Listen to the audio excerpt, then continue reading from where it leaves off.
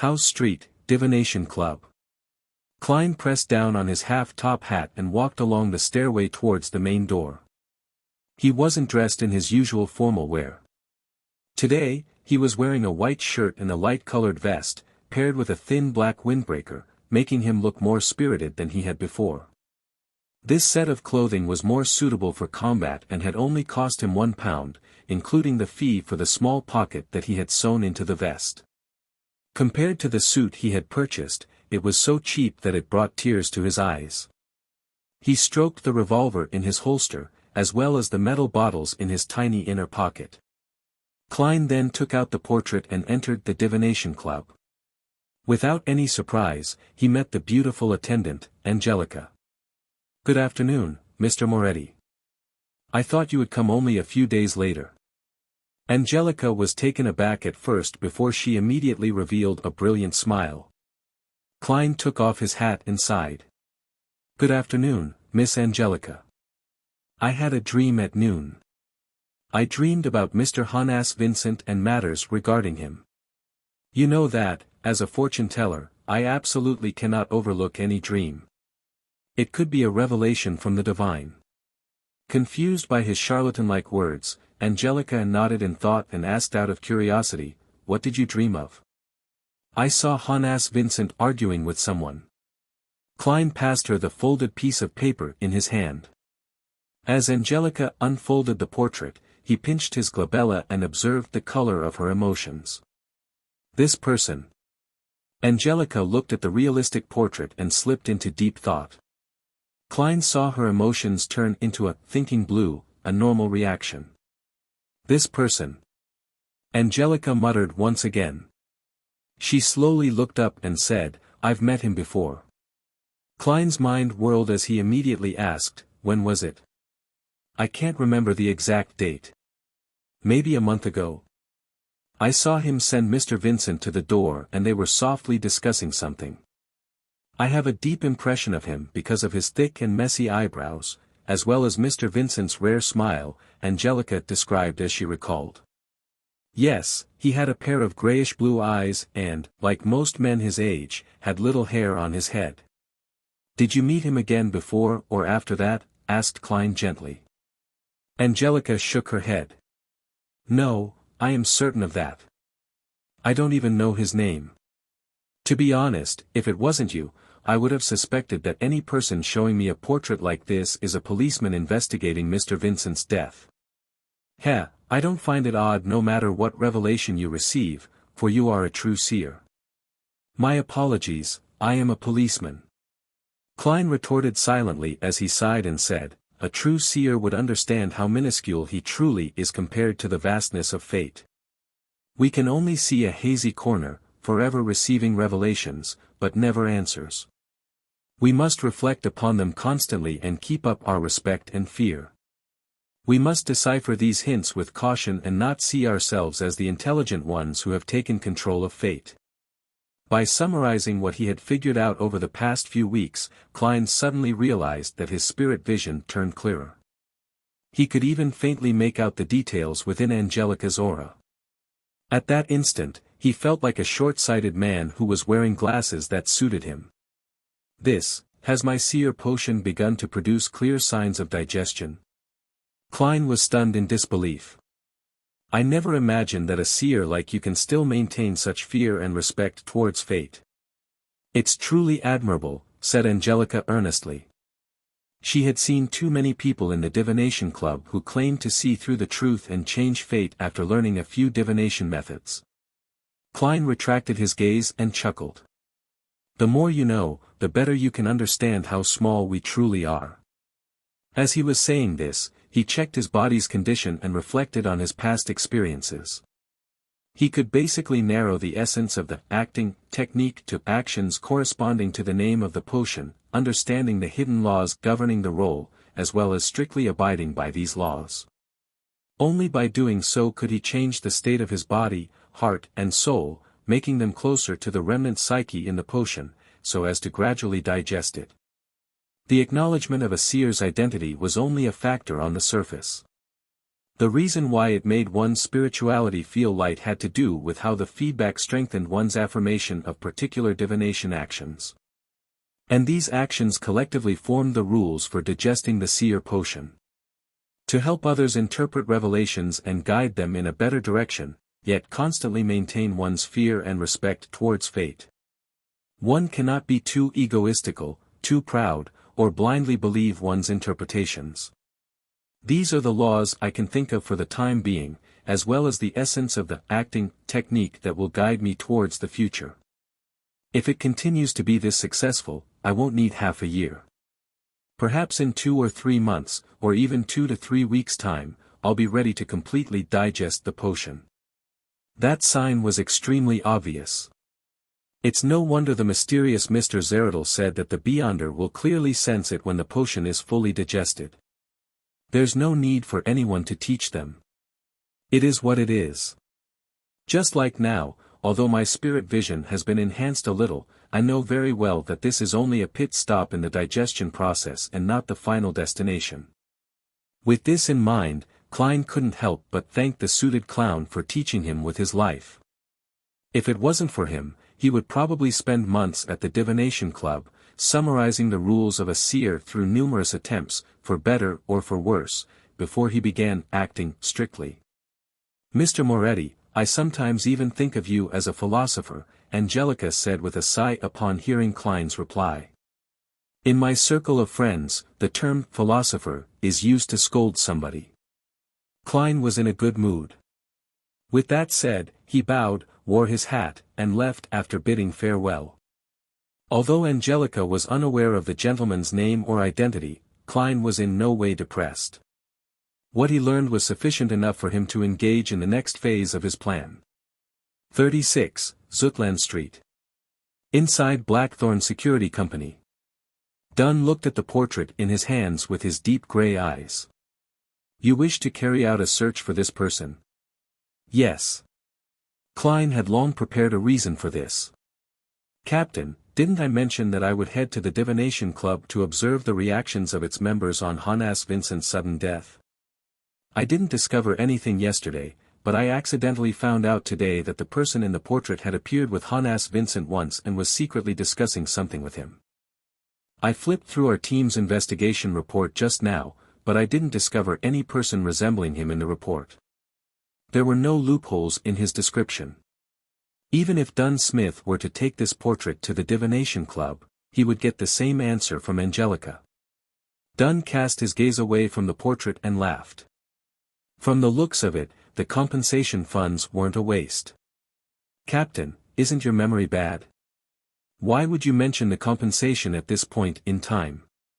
Klein maintained a smile and didn't say a word. Was this drawn by you? Dunn asked in passing. Yes. I drew it with the help of ritualistic magic, Klein replied, completely honest. Of course, speaking the truth and revealing the whole truth were two different matters. Dunn nodded slightly and said, get old Neil to make a few more sets. I'll get Kenley and Royale to investigate and seek the cooperation of the police department. If this clue is of any use, you would have contributed greatly once again. May Goddess bless us. Klein tapped 4 spots on his chest as he appeared abnormally devout. For him, all he needed from Dunn and Company was to figure out the name and identity of the man in the portrait. He could divine his location above the gray fog. Despite it being his day off, Klein didn't immediately return home after leaving the Blackthorn Security Company. Instead, he took the public carriage to the harbor and arrived in front of the Evil Dragon Bar's entrance. In his considerations, although a seer lacked the means to directly engage in combat with an enemy or the means to cast spells quickly, combat could be classified in many ways. Not all battles were chance encounters. As long as he had sufficient time to prepare, a seer could similarly deal with an enemy using ritualistic magic.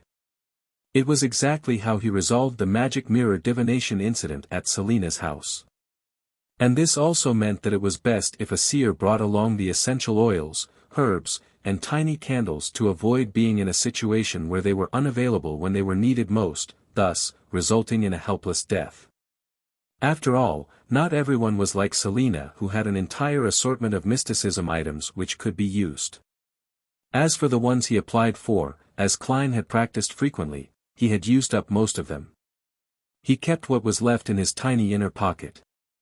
He patted the cash note in his pocket and pushed open Evil Dragon Bar's door and strode in. It was noon and there weren't many customers in the bar. Nor were there any rat baiting or boxing matches. It was quiet and not lively enough. Klein observed the guests drinking beer and playing cards as he walked toward the billiard room that led to the underground market. At that moment, he saw a muscular old man walk out with a torn admiral's jacket draped over his shoulders. "Were you the friend old Neil brought last time?" Reeking with the smell of alcohol, the blue-eyed, messy brown-haired elder sized up Klein and laughed. Klein guessed at his identity and took off his hat and bowed. "Yes, how might I address you? Old Neil often mentions you." "I'm the boss here, Swain." The blue-eyed elder's arms were thick and brawny. He had firm muscles and had the bearing of a military officer. Former Tinjin-mandated Punisher captain. Rumor has it that he was once part of the Royal Navy. Klein replied politely, "Yes. If you're in need of money, feel free to approach me." Swain laughed as he mentioned before walking towards the bar counter. At that moment, Klein's heart stirred as he immediately shouted, "Wait a moment, Mr. Swain. I have something I would like to ask of you." Swain halted in his steps, turned halfway around, and said with a chuckle, "You look, well, very similar." "No, I'm not having memory issues." The corner of Klein's lips twitched as he pointed at the portrait he drew and asked, "Have you met this gentleman before?" He suddenly realized that Selina had likely been brought by Honas Vincent to the underground market. This resulted in Elizabeth's knowledge of the Evil Dragon Bar as well.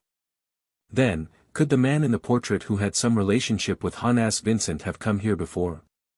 Swain took a careful look and replied affirmatively, "I remember him. He had asked me if I had documents or items related to the main peak of the Hornacis mountain range." Documents and items related to the main peak of the Hornacis mountain range. Klein was taken aback as he suddenly connected that to another matter. Back when he was borrowing the journal issue related to the main peak of the Hornacis mountain range at Deweyville Library, the librarian had casually mentioned that someone had just returned it. Therefore, he still remembered very cleverly and didn't need to flip through his name cards to determine if the man existed. Could the gentleman who borrowed the journal issue before me be the one in the portrait? The gentleman that had witnessed the exchange of the Antigonus family's notebook. Chapter 102, Cloth Merchant. The more Klein thought about it, the more likely it seemed. Otherwise, who would have borrowed those random journal issues for no reason? Yes, research regarding the main peak of the Hornacis mountain range is quite an unpopular field. Other than the corresponding lecturers and associate professors, the common hobbyist would have never heard of it. Even the original Klein, who was a history graduate, only knew about it from the Antigonus family's notebook. Although Tinjin is a city of universities, there wouldn't be that many people who would be interested in the topic. And even if there is anyone interested, most of them would remain within the university's compounds. There would be no need to borrow the book from the Deweyville Library. The most important point is that the book happened to be borrowed only recently. By analyzing it this way, there really is a problem. I wasn't sharp enough and failed to realize it. Sigh, it looks like I have no talent at being a detective or acting like Sherlock Holmes. While these thoughts raced through his mind, the boss of Evil Dragon Bar, Swain, asked in puzzlement, "Is there a problem?" Since there were customers and bartenders around, he could only ask indirectly. "Nothing at all. I'm just wondering how I can investigate this gentleman. As you know, Honas Vincent died at his home." Klein had long prepared his excuse. He didn't want to make the mandated punishers become interested in the ancient relics from the main peak of the Hornacis mountain range. Vincent was one of the rather famous fortune-tellers in Tinjin City. He often came here. Swain had indeed given a perfunctory answer, but as he recalled, he said, "Now that I think about it, the gentleman in the portrait did come together with Vincent at the very beginning. That is exactly what I wanted to know. Do you remember his name? Klein pressed immediately. Swain shook his head and chuckled. I won't ask for my customers' names or identities unless I knew them to begin with, like old Neil. All right then. Klein deliberately revealed a saddened look. To him, it didn't matter if Swain knew, because he could check the Deweyville library. To borrow books from a privately funded library, he had to leave personal information, and his identification must have had sufficient credibility. After all, Klein had relied on an introduction letter from a senior associate professor before he obtained a library card. Even if the gentleman had forged his information, it is very likely that he left some clues which can be helpful to my divination. Klein watched Swain as he returned to the bar counter before entering the billiard room in deep thought. He wasn't in a hurry to head to the Deweyville library for his investigations. He planned on completing his purchases first. After all, it was unknown if he would encounter danger and be required to use ritualistic magic for subsequent developments. After passing through a few rooms, Klein arrived at the underground market. There were a few stalls and customers, a clear indication that it wasn't peak hour yet. Just as he took a step forward, he suddenly saw the monster, Adamasol, who could smell the scent of death, standing in a corner. The young man was pale, and his eyes gave off a hint of terror and madness. He had also noticed Klein as he looked over. As they made eye contact, Adamasol suddenly extended his hands to cover his face. He moved toward the corner of the wall in a panicked state. Soon, he moved to a side door beside him and staggered as he ran out. Is that necessary? I just nearly blinded you the last time. But I didn't do anything. Seriously, it's as if I'm the devil. Klein's facial expression was somewhat stiff. He shook his head and smiled. He stopped thinking about the monster and came to a stall. He started shopping with a goal in mind. After about half an hour, Klein spent a few pounds, which was most of his secret stash of money. He counted the 3 pounds and 17 soldi he had left, and he felt his heart ache. However, he touched the small metal bottle in the inner pocket of his black windbreaker. This is the floral essence, Amantha, which Madame Daly used previously. This is powder mixed with drago tree bark and leaves. Essential oil which is extracted from slumber flowers. Dried chamomile petals. This is holy night powder which I previously produced myself. Klein recalled the items stored in every tiny pocket of his and repeated them. He did it to prevent himself from failing to find the ingredient that he would need at a crucial moment. Relying on his unique traits in mysticism, he quickly finished memorizing them and walked toward the door. Suddenly, he saw a somewhat familiar figure in the corner of his eyes. It was a young lady in a casual green dress. Her smooth black hair was soft and glistening. She had a round face with long eyes. They gave her a sweet look and a refined bearing. It's the girl who was shivering strangely on the public carriage. She does seem fine. I never expected her to be a mysticism enthusiast. Klein slowed down and thought for a few seconds before finally recalling who she was. He had to admit that, other than Justice who he had never seen clearly, the young lady was the most beautiful girl he had seen ever since he transmigrated into this world.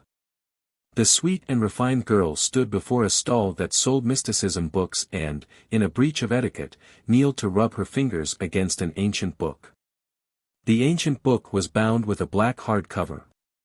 The book cover had the words, Book of Witches, in Hermes. It records the black magic of witches. Although I haven't dared to try them, someone I know did, and it really worked. The vendor seized the opportunity to promote the book. The beautiful lady thought and asked, in your mind, what does a witch look like? A witch? A wicked person who brings calamities, disease, and pain, the vendor answered after some thought. Klein didn't hear their conversation because he had already quickly walked out the front entrance. He was rushing to the Deweyville library in a hurry to settle everything before returning home to cook dinner for his brother and sister.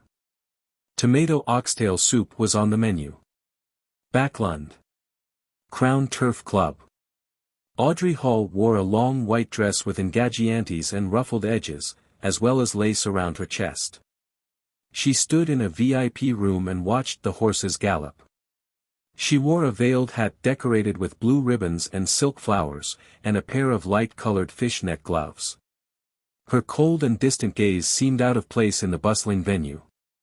Just as the racehorse breasted the tape, her friend Viscount Glaint came closer and said with a suppressed voice, "Audrey, every time I see you, you look beautiful from a different angle.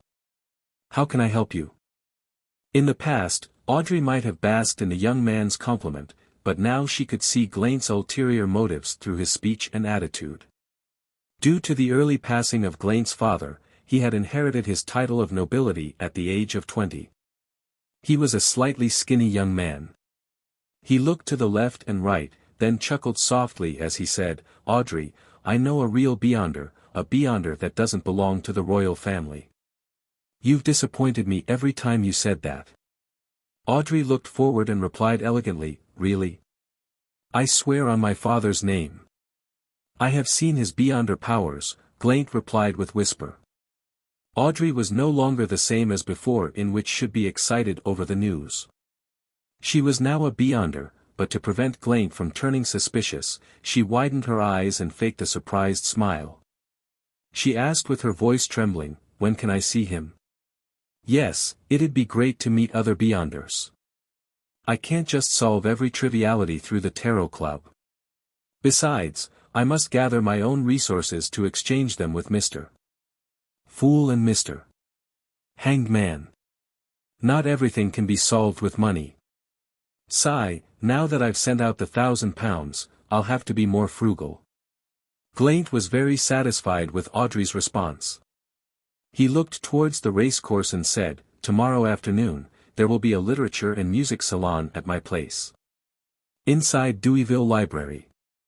Klein took out his identity card and badge from his pocket and showed them to the few librarians. "I am a probationary inspector from the Special Operations Department of the Alwa County Police. I need your cooperation in an investigation," he said in a deep voice, recalling the police films that he used to watch. The librarians looked at the identity card and badge before exchanging looks and nodding at each other. "Go ahead and ask, officer."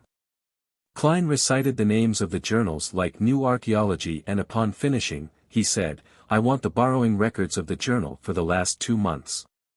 He realized that one of the librarians had attended to him before, but it was obvious that the man didn't recognize him. "All right. Hold on a second." The librarian started searching and quickly found the recent borrowing records.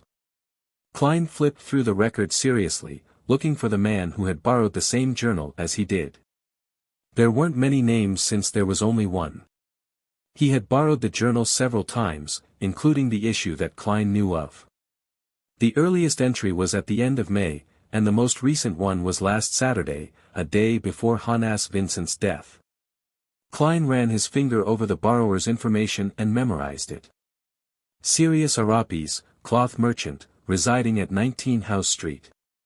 The more Klein thought about it, the more likely it seemed. Otherwise, who would have borrowed those random journal issues for no reason? Yes, research regarding the main peak of the Hornacis mountain range is quite an unpopular field. Other than the corresponding lecturers and associate professors, the common hobbyist would have never heard of it. Even the original Klein, who was a history graduate, only knew about it from the Antigonus family's notebook. Although Tianjin is a city of universities, there wouldn't be that many people who would be interested in the topic. And even if there is anyone interested, most of them would remain within the university's compounds. There would be no need to borrow the book from the Deweyville Library. The most important point is that the book happened to be borrowed only recently. By analyzing it this way, there really is a problem. I wasn't sharp enough and failed to realize it. Sigh, it looks like I have no talent at being a detective or acting like Sherlock Holmes. While these thoughts raced through his mind, the boss of Evil Dragon Bar, Swain, asked in puzzlement, "Is there a problem?" Since there were customers and bartenders around, he could only ask indirectly, "Nothing at all. I'm just wondering how I can investigate this gentleman." As you know, Honas Vincent died at his home. Klein had long prepared his excuse. He didn't want to make the mandated punishers become interested in the ancient relics from the main peak of the Hornacis mountain range. Vincent was one of the rather famous fortune-tellers in Tingen City. He often came here. Swain had indeed given a perfunctory answer, but as he recalled, he said, "Now that I think about it, the gentleman in the portrait did come together with Vincent at the very beginning. That is exactly what I wanted to know. Do you remember his name?" Klein pressed immediately. Swain shook his head and chuckled. "I won't ask for my customers' names or identities unless I knew them to begin with, like old Neil." "All right then." Klein deliberately revealed a saddened look to him. It didn't matter if Swain knew, because he could check the Deweyville library to borrow books from a privately funded library. He had to leave personal information, and his identification must have had sufficient credibility. After all, Klein had relied on an introduction letter from a senior associate professor before he obtained a library card. Even if the gentleman had forged his information, it is very likely that he left some clues which can be helpful to my divination. Klein watched Swain as he returned to the bar counter before entering the billiard room in deep thought. He wasn't in a hurry to head to the Deweyville library for his investigations. He planned on completing his purchases first. After all, it was unknown if he would encounter danger and be required to use ritualistic magic for subsequent developments. After passing through a few rooms, Klein arrived at the underground market. There were a few stalls and customers, a clear indication that it wasn't peak hour yet. Just as he took a step forward, he suddenly saw the monster, Adamasol, who could smell the scent of death, standing in a corner. The young man was pale, and his eyes gave off a hint of terror and madness. He had also noticed Klein as he looked over. As they made eye contact, Adamasol suddenly extended his hands to cover his face. He moved toward the corner of the wall in a panicked state. Soon, he moved to a side door beside him and staggered as he ran out. "Is that necessary? I just nearly blinded you the last time. But I didn't do anything. Seriously, it's as if I'm the devil." Klein's facial expression was somewhat stiff. He shook his head and smiled. He stopped thinking about the monster and came to a stall.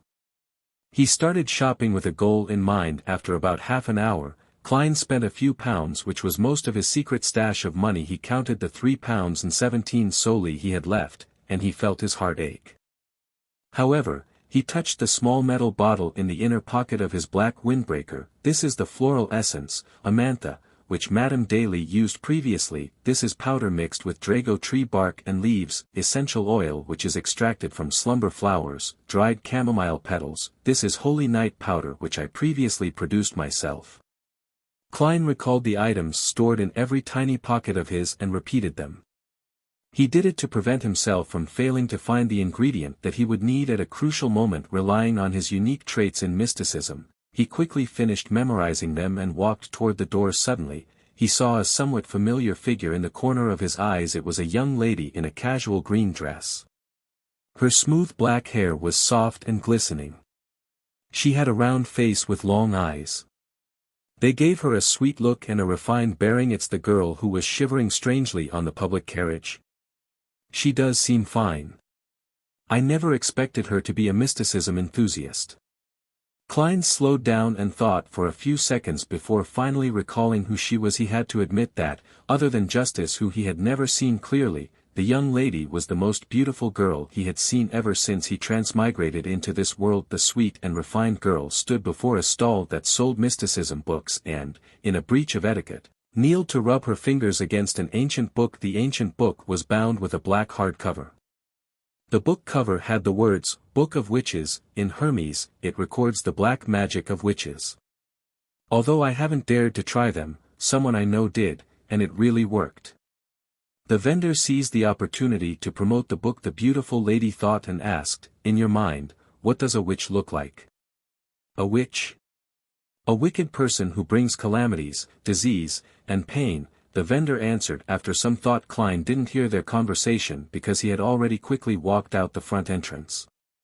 He was rushing to the Deweyville library in a hurry to settle everything before returning home to cook dinner for his brother and sister. Tomato oxtail soup was on the menu. Backlund. Crown Turf Club. Audrey Hall wore a long white dress with engagiantes and ruffled edges, as well as lace around her chest. She stood in a VIP room and watched the horses gallop. She wore a veiled hat decorated with blue ribbons and silk flowers, and a pair of light-colored fishnet gloves. Her cold and distant gaze seemed out of place in the bustling venue. Just as the racehorse breasted the tape, her friend Viscount Glaint came closer and said with a suppressed voice, "Audrey, every time I see you, you look beautiful from a different angle. How can I help you?" In the past, Audrey might have basked in the young man's compliment, but now she could see Glaint's ulterior motives through his speech and attitude. Due to the early passing of Glaint's father, he had inherited his title of nobility at the age of 20. He was a slightly skinny young man.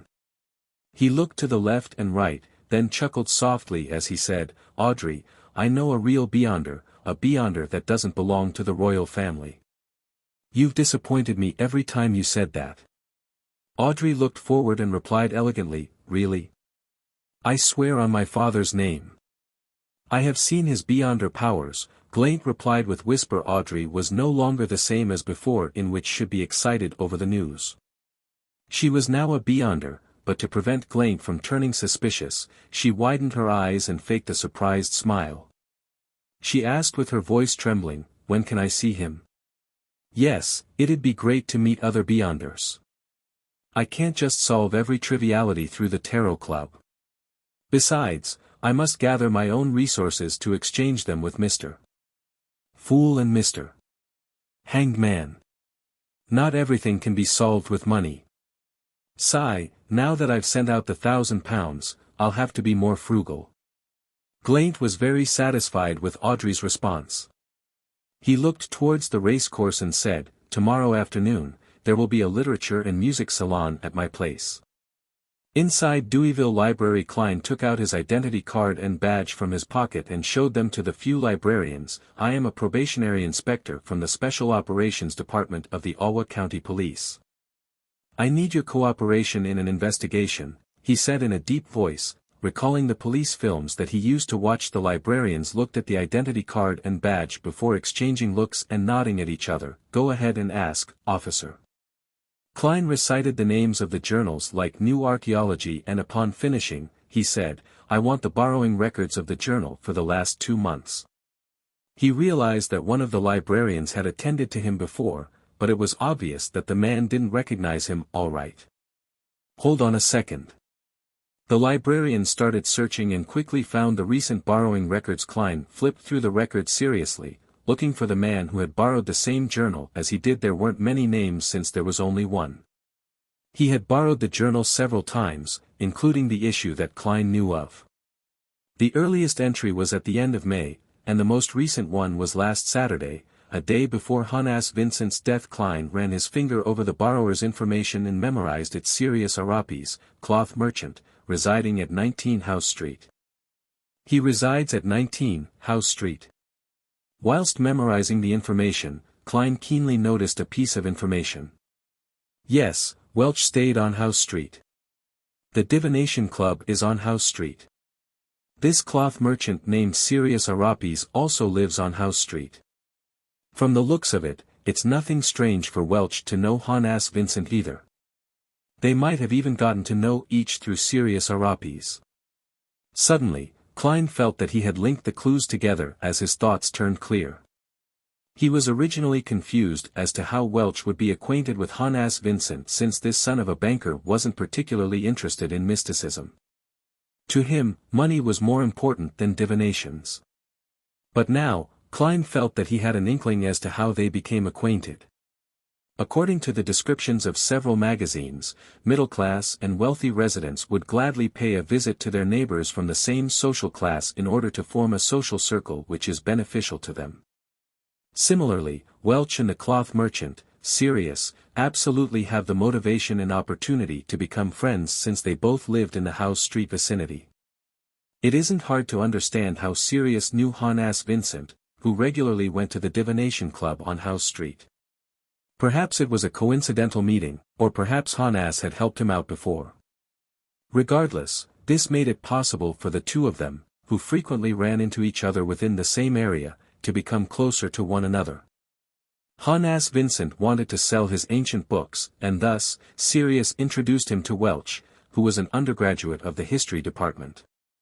In Hannes' dream, there was the figure of the suspected evil god, the true creator.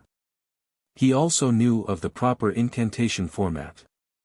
This proves that he was very deep into the realm of mysticism. The possibility that he might have even been a member of some secret organization cannot be dismissed. I cannot rule out the possibility of him joining some secret organization under Sirius's influence. With ideas coming to him so easily, Klein could tell that the information the man had left behind had a certain level of credibility without even using divination methods. Even if he isn't called Sirius Arapes, nor work as a cloth merchant, and doesn't live at 19 House Street, he definitely resides at House Street or, at the very least, somewhere nearby. While these ideas ran through his mind, Klein viewed the borrowing records once again with this new train of thought. The last time he came to Deweyville Library was last Saturday, a day before Selena's birthday party, which was also a day before Hannes Vincent died. Several days have already passed since then, but he hasn't returned the issues that he borrowed. According to past records, if he only borrowed 2 issues, he would usually return them the next day. Could this mean that he knows of Hannes' death and was scared to the point that he no longer dares to come to the Deweyville Library again? Yes, he started by borrowing several unrelated history books and journals until he narrowed down what he needed, which is very similar to what I had read. This means that there was no one teaching him. There was no senior associate professor from the history department of a university. He did this completely through trial and error. What would a shocked target do? 2 choices. 1. If he had all the necessary information, he would head straight to the main peak of the Hornaces mountain range. 2. If he still lacks information, he would lay low and observe the situation. He would only show himself again if he's certain that Hannes' death wouldn't implicate him. Having made this conclusion, Klein closed the borrowing records and returned them to the librarians. He then took out the portrait and asked if anyone had seen the man. Unfortunately, many people came to borrow books every day, and the librarians didn't have any impression of the average person. All right, thank you for your time. Klein put away his identification documents and his badge. He had no intention of continuing the investigation alone. This wasn't only dangerous, but also troublesome. He planned to head to Zutland Street once again and hand the case over to Captain and his teammates. He then planned to go home and prepare his tomato oxtail soup for his siblings before heading to the world above the gray fog to divine the target's whereabouts and condition.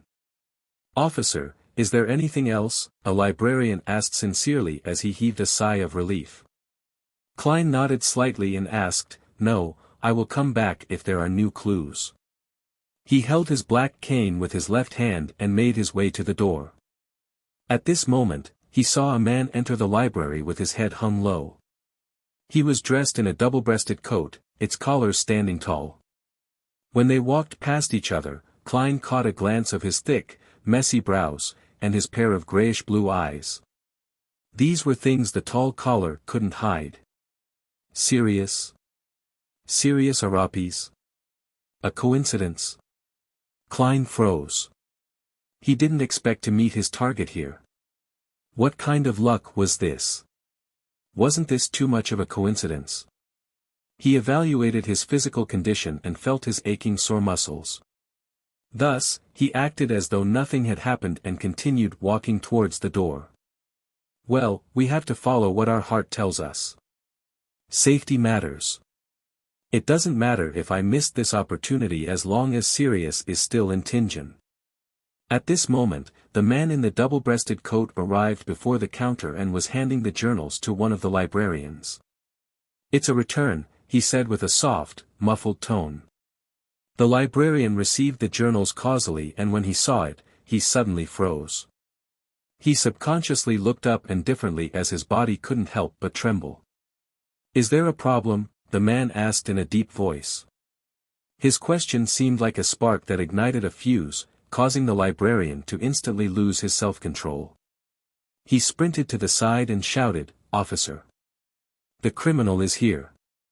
At this moment, Klein, who hadn't left the building, cursed madly in his heart. He instinctively reached for his holster with his right hand and drew his revolver. That man froze for a moment before turning and breaking into a sprint. But he didn't head for the door. Instead, he escaped in the direction of the oriel window to the side, as if he wanted to smash through the glass and jump out onto the street. Klein, who was flustered, turned his head to see the scene when he felt a sudden calm. He realized that even though he was afraid of the target, his target was more afraid of him.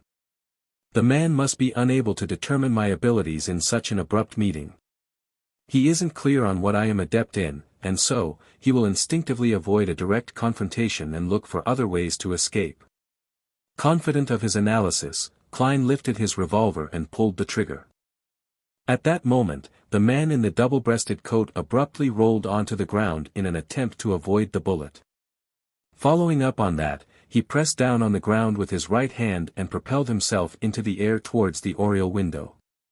Click. Klein's first shot was empty. But this was something he had expected. He took advantage of Sirius's inability to dodge while in midair to aim at his torso and pulled the trigger.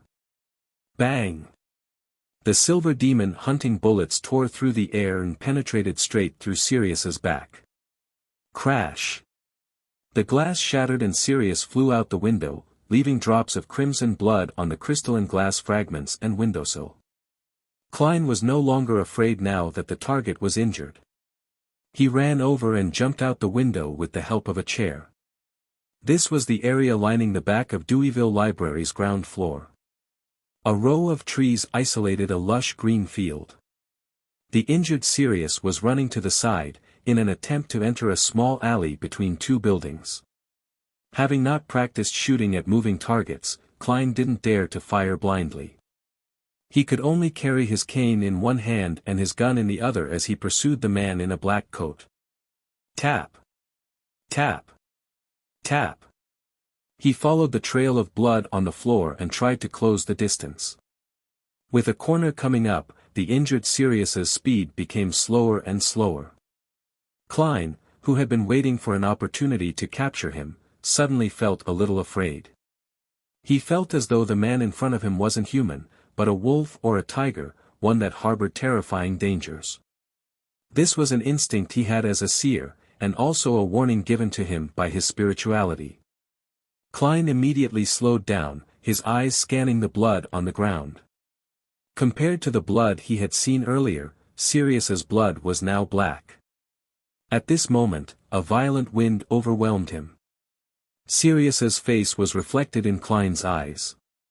Thick, messy brows. Grayish-blue eyes. Multiple protruding warts. An open mouth with 2 rows of white teeth. Sirius was launching a counterattack at this moment. This made the face reflected in Klein's eyes more visible. He could even smell a particularly putrid stench. Sirius pounced a distance of 7 or 8 meters, far more than any normal human being could jump. But as Klein had stopped chasing him just in time, there was still a distance of nearly 10 meters between them. When the distance was shortened to 2 meters, the sticky saliva caused by drool and the disgusting dense warts formed a harrowing scene that made Klein's nerves tense up. Without thinking, he seized the opportunity of the temporary immobility caused by Sirius's pounce to raise his right hand. He fired without stopping, allowing the bullets to rain down on the target's head. Bang! Bang! Bang! Bang! Shooting from such a close distance allowed the silver demon hunting bullets to drill through Sirius's head. Blood splattered everywhere as his face became more and more mangled, until he staggered backwards. Klein had emptied the bullets in his revolver in an instant. He subconsciously wanted to take a few steps back in order to confirm the results of this battle. But at this moment, Sirius gave Klein the shock of his life by trying his hardest to stand up straight. Klein abruptly lifted the cane in his left hand. Smack! The sturdy silver-inlaid black cane struck Sirius's neck, leaving a dark red mark. Smack! Smack! Smack!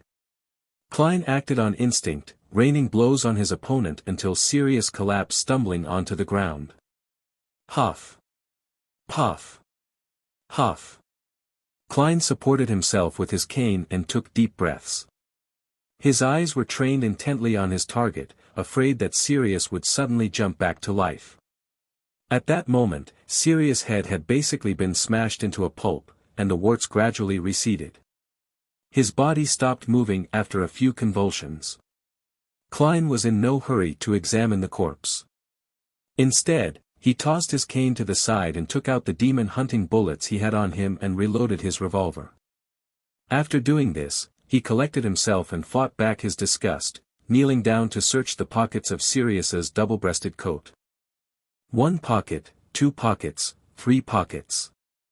Klein soon found a blood-stained wallet, a Deweyville library card, 2 pairs of brass keys, an unstuffed smoking pipe, a sheathed dagger, and a few letters that were folded neatly. Laying everything onto the ground except for the letters, he stood up straight and looked at the wallet. He confirmed that there were only 10 plus soldi and some copper pennies. The craftsmanship of the wallet is quite exquisite. It's such a pity. Klein sighed, feeling a little distracted. If I didn't spend so much of my private stash of money, buying a wallet would have been on my schedule today. After shaking his head, Klein opened the letters and quickly scanned through them. Dear Mr. Z, please allow me to defend myself. When Hanas and I sold off the Antigonus family's notebook, it wasn't stupidity or betrayal. It didn't appear special in any way when it was in our hands. I suspect that it's alive and that it's a wicked item armed with a certain life and wisdom. It was something dangerous that needed to be sealed. At different stages and before different people, it shows different contents. This is a proven fact that I've learned from the lamb in the police station. Although the notebook shows content that is sufficiently true each time with plenty of evidence, I believe that it would only reveal the completed content in the hands of a descendant of the Antigonus family. When Hanas and I received it, we could only see some trivial matters of the Antigonus family, the general situation of the nation of the Evernight on the main peak of the Hornacis mountain range, and also the 3 sequence potion formulas we handed in to you previously. As you know, the Secret Order has the seer pathway in its grasp and possesses powerful tracking abilities, so Hanas and I believed that it would be a risky move to continue keeping the notebook. The value it had presented to us wasn't sufficient for us to take the risk. Since we couldn't wait for your reply, we agreed amongst ourselves to sell the notebook to Welch, who was living on the same street. He enjoyed collecting relics and ancient books, and he could afford to pay a high price for it. As for the subsequent developments, you are already aware of it. This is the first thing that I'd like to explain. As I am writing these words, Hanas is dead. He died due to a heart attack during his sleep. That must be a blessing from God, to prevent him from suffering the outcome of falling into the hands of heretics. I had no choice but to move to somewhere safer, more hidden. I didn't even dare to leave the house. Luckily, the land told me that the reason Hanas was being eyed by the heretics wasn't because of the Antigonus family's notebook, nor was his identity exposed. It was just that he had taken in a silly female disciple in the hopes of slowly developing her into one of us. His female disciple had stolen a glance at his secret incantation and tried the magic divination while a Nighthawk heretic was watching. I believe you can pretty much guess the rest of the story, so there is no need for me to describe it. It's a pity that the position of the lamb isn't high enough, so the actual details cannot be determined. From various feedback, it seems the heretics have yet to suspect me. Their investigations came to a halt due to Hannah's sudden death. Therefore, I will return to the streets and plan to borrow a few more journal issues from the Deweyville library to seek out more clues. As a faction that also had the seer pathway in its grasp, the Antigonus family must have had some divinations regarding its decimation. They must have left behind secret treasures that would allow for the revival of the family. There's sufficient reason to believe that the treasure is hidden on the main peak of the Hornacis mountain range, which is in one of the relics in the nation of the Evernight. Having read that, Klein's pupils constricted rapidly. He nearly dropped the letter. The pathway that the Antigonus family had in its grasp was the seer pathway. What a coincidence! Thunder seemed to boom in Klein's head again and again that left him in a daze. He felt as though it was destiny. The notebook that led to the original Klein's death and indirectly helped me transmigrate, originated from the Antigonus family that has the seer pathway in its grasp. The one that eventually made me choose the seer potion was the Emperor Rosel's diary, while Emperor Rosel was biased towards the seer sequence because of the mysterious Mr. Zeradal who was the leader of the secret order, which also has the seer pathway in its grasp. This is like a suffocating net sown by fate. What exactly is lurking behind all of this? Klein held the letter and paced back and forth. He needed to verify the contents with other sources. Yes, the secret order that the Zeradal family controls is pursuing and searching for the belongings left behind by the Antigonus family. If both parties shared the same Beyonder sequence, there would be a sufficient reason and motive.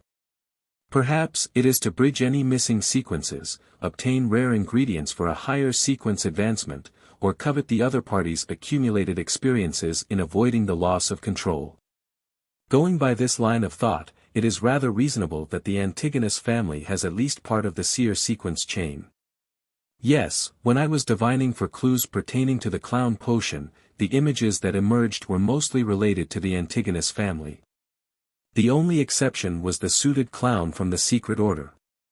Therefore, the true meaning behind the symbolism is that each scene carries the possibility of obtaining the clown potion and a clue. However, I didn't understand the crux of the issue and regrettably missed it.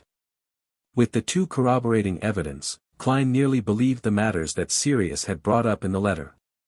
He also understood why he constantly heard the word hornasis in the murmurs he shouldn't be hearing. The earliest occurrence of this happening was when I first consumed the seer potion. He wore a serious expression as he thought to himself. Meanwhile, he guessed that, being a survivor of those that made contact with a relic of the Antigonus family and, becoming a Beyonder of the seer pathway, were two necessary conditions to hear the murmurs saying, hornasis. Is there really a secret treasure buried within the ancient ruins on the main peak of the Hornasis mountain range by the Antigonus family? No, I can't think about this. Just the notebook alone has killed so many people. Any complete treasure would be even more terrifying. Klein shook his head subconsciously and cast his gaze onto the third piece of paper, which was the last of the letters. Honorable Mr. Z, I hope I can gain your assistance. I believe that you should be sufficiently interested in the treasure too. Until then, I will make myself look like a normal person, a normal lover of history. When the end of days arrives, I will offer all of Tinjin's lambs as a sacrifice to God. Humbly, Sirius Arapis. When he finished reading Sirius's letter, Klein had the urge to laugh. Heh, why do I feel like I saved Tinjin? What was this guy trying to do? Heretics are truly unbelievable. Who is this Mr. Z? He seems like someone in a high position. At the very least, he should be at the same sequence as Captain. Where was Sirius sending the letter to? He didn't write down the address. It seems like that's the cautiousness of a heretic. They wouldn't put the address on until the moment before they sent it out. Right, if the Antigonus family had the potion of the seer pathway in its grasp, then would the clown potion be among the 3 formulas inside the Antigonus family's notebook that Sirius sent? Highly likely. In that instant, Klein seemed to have found clues to the clown potion. Although Sirius didn't bring the formula along with him, it was possible that he had left some form of record at his hideout. He must have also had it in his head, in his memories. Klein looked at the corpse before him and considered the problem of making a dead person speak. It required almost zero consideration, as an idea immediately popped into his head. Mediumship. Spirit mediums could directly communicate with spirits that had yet to disperse. Seers, mystery priors, and others could roughly accomplish the same thing using ritualistic magic. Previously, when he was dealing with the corpse of the suited clown, there were 3 things that had kept Klein from using mediumship. Firstly, he was in a hurry to save the rest. Secondly, he didn't have the ingredients with him, and lastly, he lacked confidence. Thus, he didn't consider the option of mediumship and missed his best chance. When they returned to Blackthorn Security Company, the spirit was mostly gone. Even a spirit medium could only get superficial information. But now, Klein happened to have all the ingredients and tools, and he happened to have the experience of communicating with lingering resentment through the help of dream divination. My only concern about contacting the spirit of a heretic would be being placed in the same situation as Captain's entry into Hannah's dream where he saw a horrifying existence. However, Captain only remained frail for 2 days, and he wasn't considered severely injured. Yes, I could give it a try. He hesitated for less than 20 seconds before making a decision. He didn't want to miss out on this opportunity. He raised his head, turned around, and cast his gaze toward the spot where the window had shattered.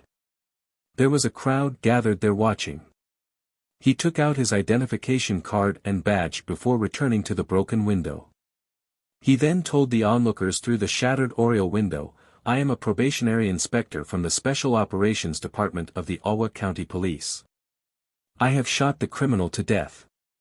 Please take this badge to the nearest police station and tell them to send backup to deal with the follow-up.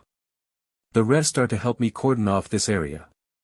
Do not allow anyone to come close for they might contaminate the scene." "Yes, officer." The librarian that caused Klein the trouble quickly took the badge. When the entire scene was cordoned off and no one could enter the grass patch, Klein returned to the corner and stood by the side of the corpse. He was glad that the innocent crowd couldn't see the dead body, which looked more like a monster than a human. He put down his cane and revolver, then reached into the inner pocket of his windbreaker to take out a metal bottle. He was going to use the techniques of a mediumship ritual with dream divination to make the dead man speak. Klein twisted open the golden bottle's cap and brought it to his nose.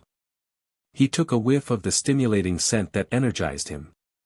This was holy night powder made using slumber flowers, dragon blood grass, deep red sandalwood, mint, and other herbs. Since it was simple to concoct, Klein had made a batch the moment he got the ingredients from the underground market. It was going to be of use now. He poured a little of the holy night powder on his palm and collected himself. His irises turned dark. Next, Klein put away the metal bottle and scattered the powder onto the ground after infusing his spirituality into it. He scattered the powder as he walked, forming a circle around Sirius's corpse. A formless barrier rose, separating them from the outside world. Klein flicked away the remaining holy night powder on his hand and took out the other metal bottles. He sprinkled the Amantha Pure Dew and other liquids in the surrounding area. The ritual he set up was different from the one old Neil used at Ray Bieber's house since the aim of the ritual was different. For example, old Neil poured the liquids before using the holy night powder. That could create a serene and holy state second only to an actual altar. Klein had used the holy night powder first before pouring the liquids to prevent Sirius's remnant spirituality from being disturbed by the surrounding objects while still barely managing to have an environment that satisfied the requirements of the ritual. If he had used old Neil's method, the rest of Sirius's spirituality would have been purged, making it impossible to establish a connection. After finishing his preparations, Klein put away the materials and entered a state of cogitation. He recited the Hermes incantations softly. "I pray for the power of the dark night. I pray for the power of the mystery. I pray for the goddess loving grace. I pray that you'll allow me to communicate with the heretic spirituality inside this altar." As the incantations reverberated throughout the sealed space, Klein suddenly felt a massive, terrifying, and mysterious energy descend upon him. His eyes turned completely black as though he had lost his pupils and the whites of his eyes.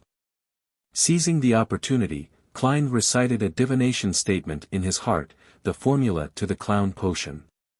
The formula to the clown potion. As he was reciting the statement, he used cogitation to temporarily enter a dreamlike state. It was a hazy gray world without a sky or ground. Klein was unusually alert as he observed a transparent, ethereal figure. He extended his right hand and touched the remnants of Sirius's spirit.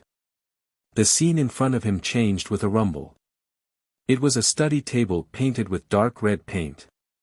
There were 3 candles on a silver candle stand, as well as a blank piece of paper. Sirius had a pen in his hand. He wrote in Lone language, "This is the second formula, its name in the notebook is Clown. 80 milliliters of pure water, 5 drops of torn apple juice, 7 grams of black-rimmed sunflower powder, 10 grams of golden cloak grass powder, 3 drops of poison hemlock. These are the supplementary ingredients. The main supernatural ingredients are 1 crystal of the single horn of a matured Hornaceous gray mountain goat and a complete stalk of a human-faced rose." Sirius seemed to have the clown potion's formula memorized as he quickly finished writing it. He paused for a moment and took a sip of coffee, then he unwound the silver pendulum around his wrist.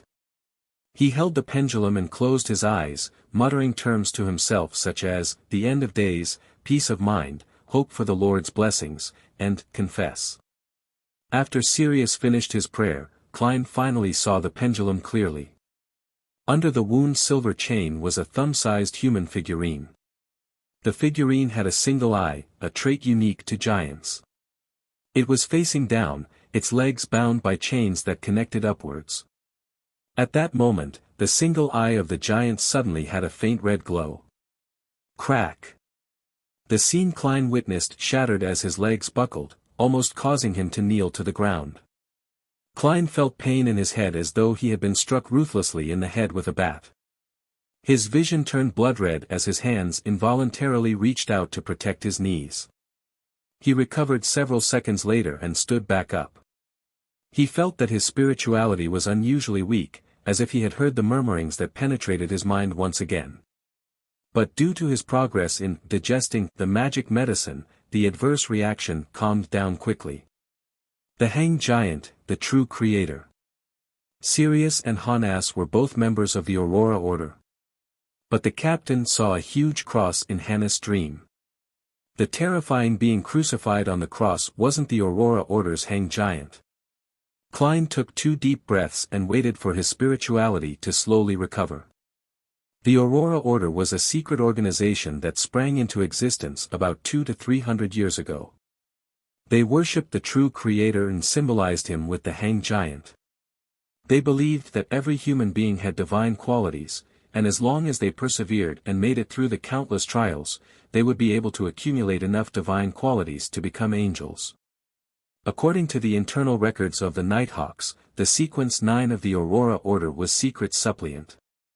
These Beyonders could sense the existence of mysterious and horrifying beings and were armed with a decent amount of knowledge regarding sacrifices and some knowledge on ritualistic magic. There was enough evidence to claim that senior Secret Suppliants experienced distortions of their worldview and lost control easily. Little was known about the Sequence 7 which the Aurora Order had grasped. Sequence 8 was Listener. This was considered quite a terrifying job for a Beyonder. Every listener could listen directly to the whispers of the secret entities, thus, they frequently came into contact with powerful, distorted, unique abilities. But consequently, if they were unable to advance, it was difficult for them to survive the next 5 years after becoming a listener. Furthermore, the comments the Nighthawks had in the reports were that every listener was a lunatic. Even if they looked normal on the surface, they were always crazy on the inside. The details of the report regarding the Aurora Order flashed through Klein's mind. His initial theory was that Sirius was a secret suppliant. From the description, secret suppliant are as hopeless as seers in battle. That does fit Sirius's actions just now.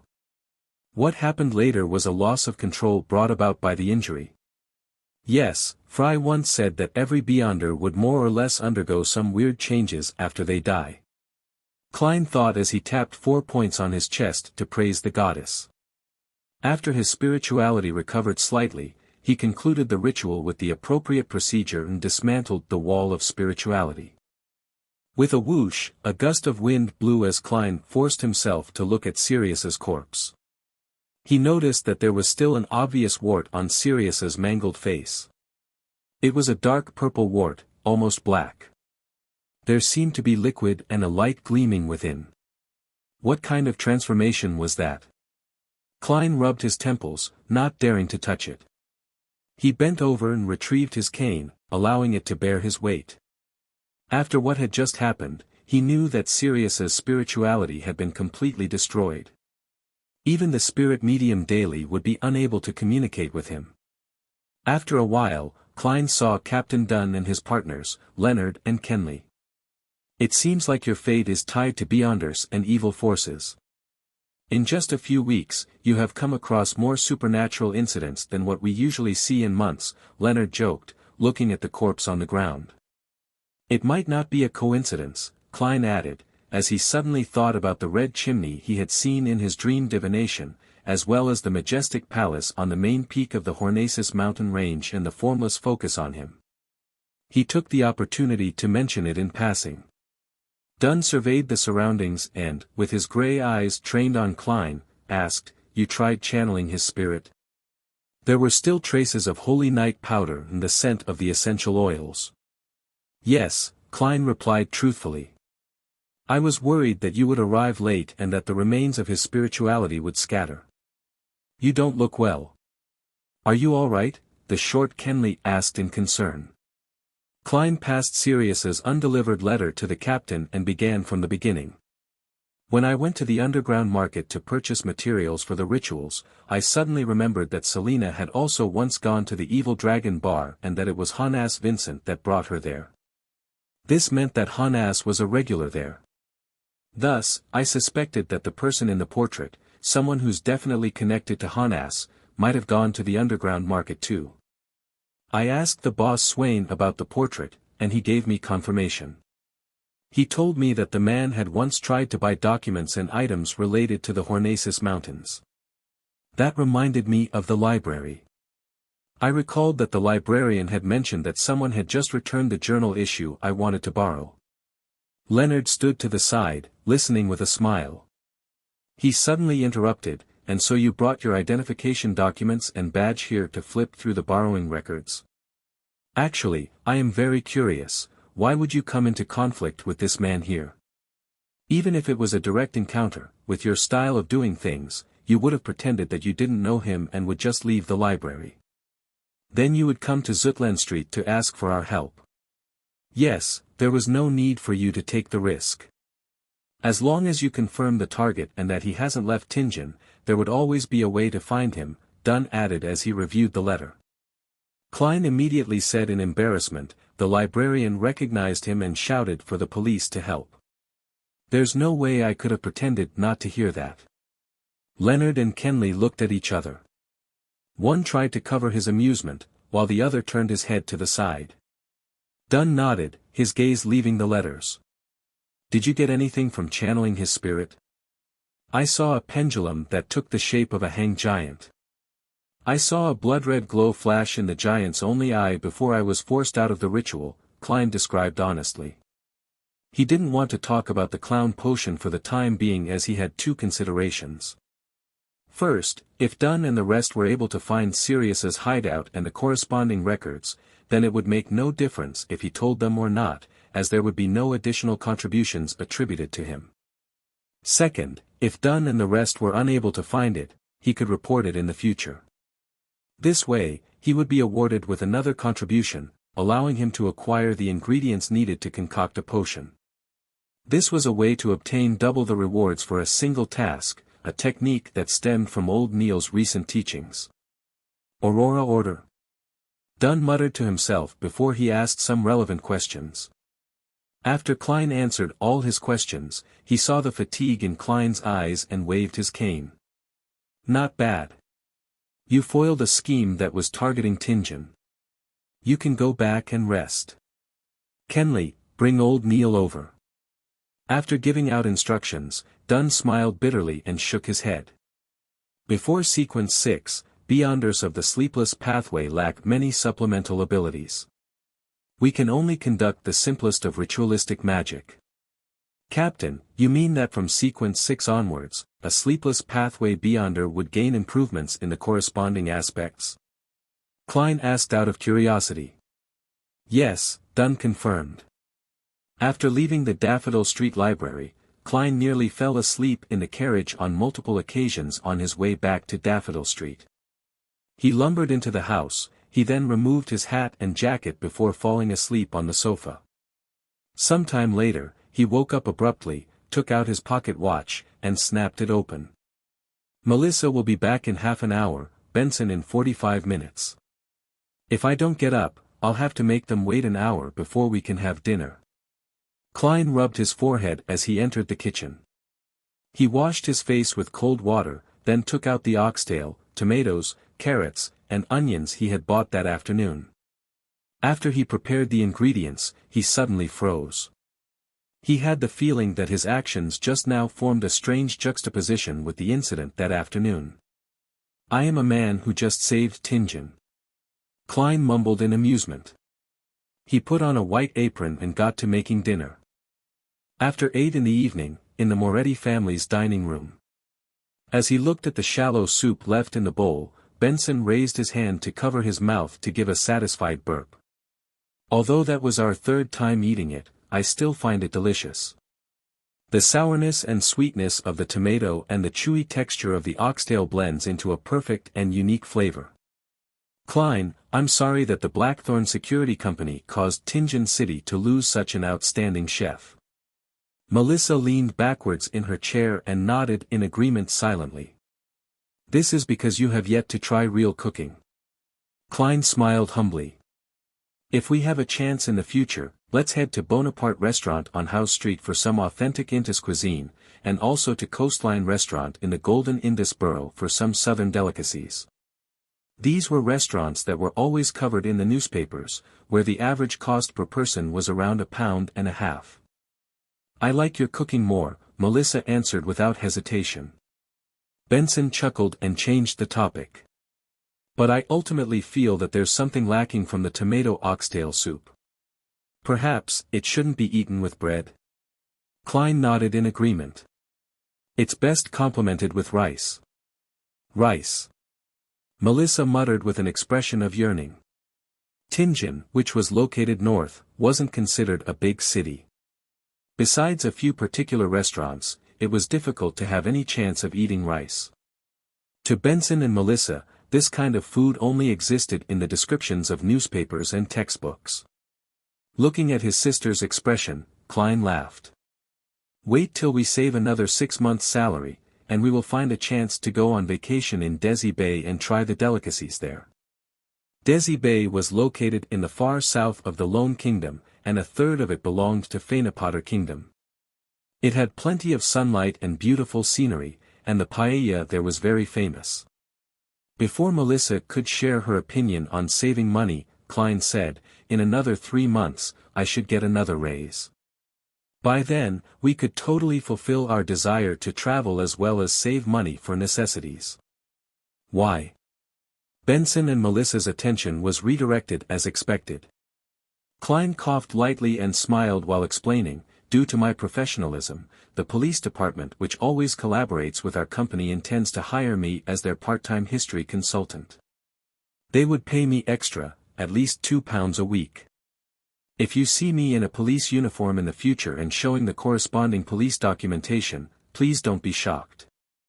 Of course, as you know, the work efficiency in governmental departments is as slow as a 90-year-old lady's footsteps. They still have to go through a lengthy procedure, and they're required to do a thorough inspection of me. Hence, on my off days for the next 2 months, I'll be heading to Koei University quite often to see my mentor and the teaching staff I know to learn more." Seeing the shocked look in his brother and sister's eyes, he paused and said with a strange expression, just like Emperor Roselle said, "One is never too old to learn." Benson maintained a few seconds of silence before saying in a half self-deprecating and half emotional manner, "Is it too late for me to sign up for university? Knowledge really is wealth. And also power." Klein added silently. "Benson, you need Klein's grammar books and his classic literature textbooks," Melissa said out of the blue, stealing the words from Klein's mouth. Benson's expression seemed to change. He gritted his teeth and said, "Klein, pass me those books tonight. Even if all they do is put me to sleep, I am determined to read them for an hour, no, an hour and a half a day. I swear in the name of the goddess. If I can't do it, I will be a curly-haired baboon. A smile immediately plastered across Klein's face. No problem. The next morning, Klein hung his coat and hat on the clothes rack in the break room. Then he followed Roseanne's instructions and walked to the basement to the duty room outside Cheney's gate. Captain Dunn and members Fry, Sika, Royale, Leonard, and Kenley were all there. As his gray eyes glanced past the newly promoted Nighthawk, Dunn smiled and said, "We have a routine meeting every Thursday to summarize past missions and discuss various challenges. I am a man who has endured the test of many regular meetings as well." Klein lampooned. He found a seat and joked, "Do I need to introduce myself?" Dunn smiled and turned to look at Kenley. "Briefly tell us about the investigation of Sirius Arapis." Kenley was also a Nighthawk who had been promoted from a member of the civilian staff. He wasn't very tall, his brown hair was quite thick, his body size was average, his muscles were very toned, and he looked like someone who was smart and capable. He thought and said, "With old Neil's help, we found Sirius's secret hideout. There were many books and items at the scene. From them, we can be certain that Sirius was one of the underground members of the secret organization, the Aurora Order. He was also a secret suppliant. There's sufficient evidence to show that he and Honas Vincent sold the Antigonus family notebook to Welch. Those who don't remember Welch can ask Klein about him. We found valuable items, including 3 sequence potion formulas, which are Sequence 9 Seer, Sequence 8 Apprentice, and Sequence 8 Clown. The subsequent task is to use Sirius's social circle and the letters we found to locate other outer circle members of the Aurora Order. The focus of our search will be directed at the heretic who has infiltrated the police department. Also, people who were in contact with Honas need to be re-investigated." Dunn nodded lightly and looked towards Klein. "As you heard just now, we've obtained the clown potion formula, but are unable to determine if it's real. We have to wait for the Holy Cathedral to give us feedback. In the mission relating to the Aurora Order, you have made a crucial contribution. Plus, given that you shot a member of the secret order, it won't be long until you accrue enough contributions to be promoted. But, I have to remind you that not everyone is like Daly. You have to suppress your desire and wait for 3 years. In order to avoid losing control, you can't allow your mindset to be affected by our discovery of the clown potion formula. Captain, you don't understand how magical it is to act. I have already confirmed the authenticity of the clown potion formula using divination above the gray fog last night." Klein nodded obediently. "I will keep my emotions in check." Then Sika Tron, the quiet midnight poet with white hair and black eyes, said, "We still haven't found any clues regarding instigator Triss. I suspect that he has already fled from Tingen." After they were done exchanging their new information, Klein left the duty room and found old Neil to continue his mysticism lessons. In the afternoon, he went over to his combat teacher, Gawain, to do basic strength, endurance, and overall coordination training. With the sun still up and bright at 5. Klein took off his training costume, took a quick shower, and changed into his original clothing. He then took the public carriage to Bisick Street. He hadn't forgotten about the red chimney that he had seen in his dream divination, nor did he forget about the man that he suspected to be a member of the psychology alchemists who had bought supplementary ingredients for the spectator potion in the underground market. These things would be inconvenient to investigate in his role as a Nighthawk. Number 27. Henry's Private Detective Company. Yup, it's here. Klein found a private detective company according to the newspaper's descriptions. It was said to be trustworthy. He put on a mask, lowered his top hat, and flipped up his collar. He walked up the stairs and came to the company on the 2nd floor. Knock. Knock. Knock. He knocked on the door that was half closed. "Please come in," said a voice that seemed to be affected by phlegm. Klein lifted his cane and pushed the door to enter. He saw the detective company using an almost open layout. There were 4 employees sitting at their respective seats partitioned into small cubicles. "Hi, I'm Detective Henry. How may I help you?" A man in a white shirt and black vest greeted him. He held a smoking pipe in his hand, and he had a prominent jawline, blade-like eyebrows, and dark blue eyes that sized up his client. Klein used the collar of his windbreaker to block half of his face as he spoke. "I have 2 matters to entrust to you. How are your rates?" "That depends on the difficulty of the task." Detective Henry retracted his gaze and pointed towards the sofa in the guest area. "Let's talk over there." Klein followed him to the semi-partitioned area and sat on the single-seat sofa. He didn't take off his coat, nor did he take off his hat and mask. He purposely made his voice hoarse and said, "First, I need you to help me find a house with a chimney that looks like this, as well as information on who the owner and current tenant are." As he spoke, he took out a neatly folded paper. When he opened it, there was a chimney with its color noted down and its surrounding scenery. This was the drawing that Klein completed by using the uniqueness of the area above the gray fog and the method of praying to himself. "What a great drawing!" Detective Henry complimented subconsciously. He then knitted his eyebrows and said, "This is not complicated but very tedious. It would require a long time and a large amount of manpower." "I understand." Klein nodded lightly. Detective Henry pondered for a moment and said, £7. "The price for this job would be £7. In addition, you have to give me at least 2 weeks. "All right. Second, help me find this gentleman and find out his identity. The only thing I know is that he occasionally appears at the Evil Dragon bar near the harbor borough. And he must not detect any men you send. He is very sensitive and he has terrifying observational skills." Klein took out the second portrait. He intended to get in touch with a member of the psychology alchemists to see if he could find any valuable information and materials. For example, perhaps a formula that could be exchanged with justice. £3, such a mission would cost about £3 or £4. "Your outstanding drawing skills will help my assistant and I save time," Detective Henry replied skillfully. £10 in total. Klein found the price upsetting. Detective Henry took a puff on his pipe and said, "Yes, and you need to put a deposit of £2.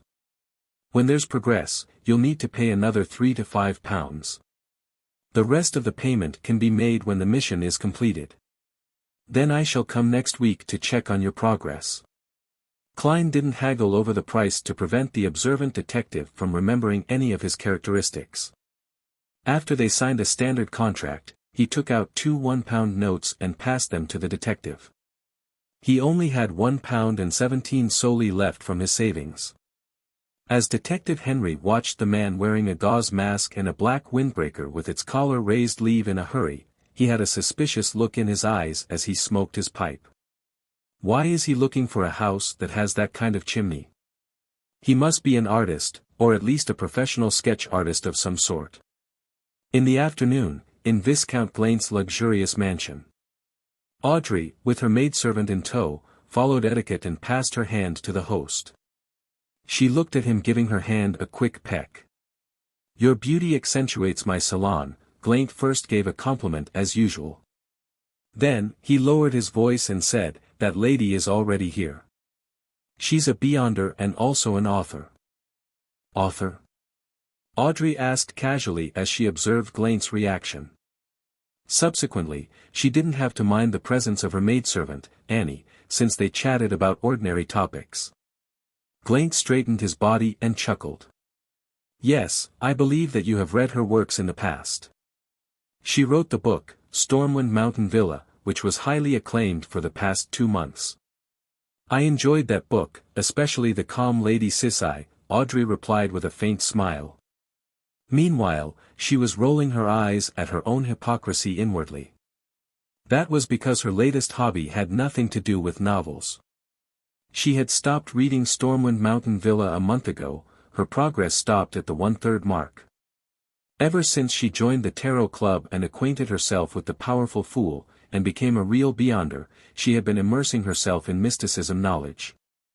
She had been systematically learning about psychology and had lost interest in other activities. Smiling, Glaint guided Audrey to a sofa in the hall. "I am sure that Miss Fur's wall will leave a good impression on you, for she is just like Stormwind Mountain Villa's Lady Sissai, calm, intellectual, and lazy. Also, my dear Miss Audrey, are you going to play the piano for us later? That is the greatest compliment for a novel and literature." Audrey looked at the side profile of Glaint's face. His expression, tone, and body language all conveyed his intention to flaunt himself. "He wants to use me to show off." Audrey thought to herself, as if she had just met this good friend of hers for the first time. She maintained her elegant smile and said, "My music teacher, Mr. Vicanel the pianist, said that my standards have deteriorated recently and needs more practice." "All right." Glaint was just about wondering what to say when he suddenly saw a lady taking desserts from the long table. "Audrey, this is Miss Fur's wall, the author of Stormwind Mountain Villa." Audrey looked over. Miss Fur's wall was about 23 years old and 1.65 meters in height. She was wearing a pale yellow dress with frills. Her brown hair was slightly curly. She looked over with her pale blue eyes as Glaint introduced her while wearing a smile that appeared ruminative. Audrey had noticed several small details in the less than 3 seconds of observation. There are faint traces of yellow on Miss Fur's fingers. She likes cigarettes. There are obvious calluses on her fingers at spots used to hold a pen, fitting her identity as an author. Her arm movements show that she has decent strength. This is not a quality expected of an author, unless she is passionate about exercising. Perhaps she was born like this, or she might have engaged in some other occupation in the past. She displayed her calm, rational, and precise style in Stormwind Mountain Villa. This must be linked to her previous occupation. Her eyes and emotions are relaxed, giving me the feeling that she is looking down on me and Glaint. Is this the psychological superiority a beyonder has over an ordinary human? If it was a coincidence that Glaint discovered her identity as a beyonder, then she should feel some anxiety and uneasiness. After all, she is unable to guess his reaction and what he would do next, since the unknown always brings about fear. This indicates that she was the one who voluntarily approached Glaint, having learned about our hobbies. She must be quite confident about what is going to happen next. Why would a beyonder approach Glaint? Does she need monetary support, or the beyonder ingredients stored in the treasury? Or perhaps she needs help with something. At this moment, Glaint was introducing Audrey to Furs. "Madam, this is the Miss Audrey that I mentioned previously, the most sparkling gem in all of Backland. Her father is Count Hall, a trusted aide of His Majesty and respected member of the cabinet. Good afternoon, Madam Furs. Stormwind Mountain Villa is still seated by my bed to this very day." Audrey adhered to the rules of the aristocracy and curtsied. But she added silently, "That's because I haven't finished reading it even after a month." Furs returned the niceties simply and said, "Good afternoon, Miss Audrey, your beauty sure leaves an impression. I think that I already have an idea for my next novel." Viscount Glaint said that you have exceptional talents in music." They merely exchanged praises as they were in public. After watching Furs continue towards the dining table as she targeted a cream cake, Audrey retracted her gaze and headed to the living room with Glaint. She recalled the details she had seen just now and tried to figure the motives of the woman. She wanted to gain some advantage in future conversations. As she took a step forward, Audrey, who was as calm as an objective spectator, stepped on her dress and nearly fell. At this moment, her personal maidservant, Annie, caught her, allowing her to maintain her grace. "Miss, the unique design of this dress means that you cannot walk too quickly," Annie pulled close to Audrey's ear and reminded her softly. "I know." Audrey nodded in reply, her face flushed red.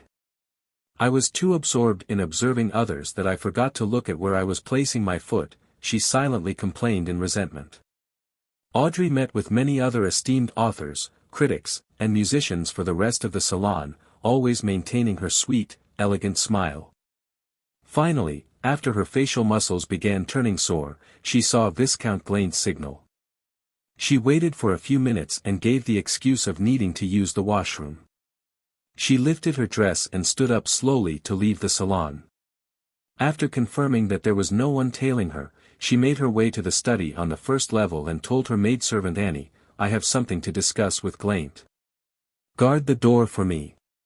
Do not let anyone enter." "All right." Annie didn't feel that the request was strange, for she knew that Audrey and Viscount Glaint shared similar hobbies and would often discuss mysticism in a private setting. Audrey entered the study and locked the door.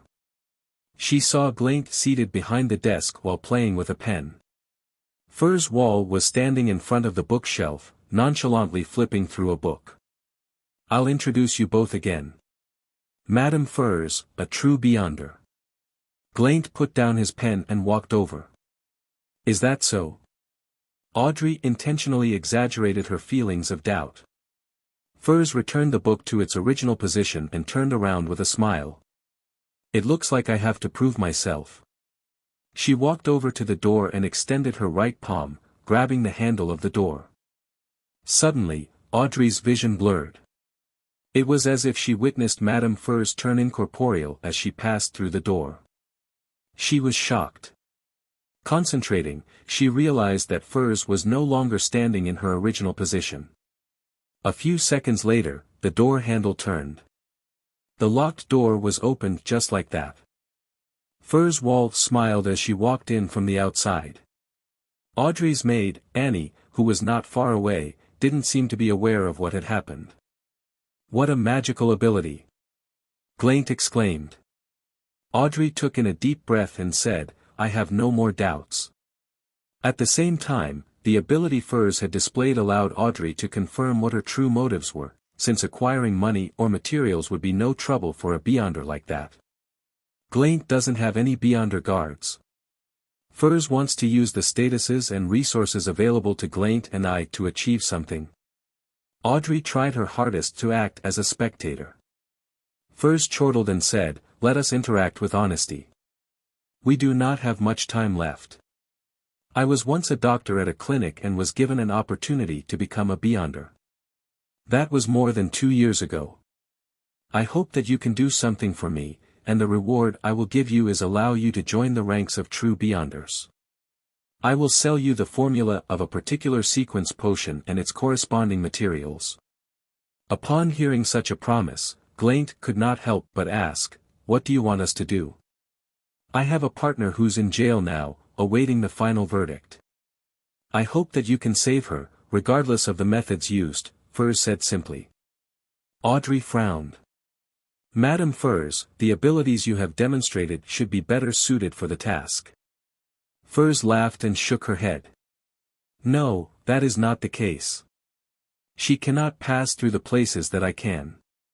I can only go in regularly and chat with her. Also, I think that risking my life to save her is not a good idea.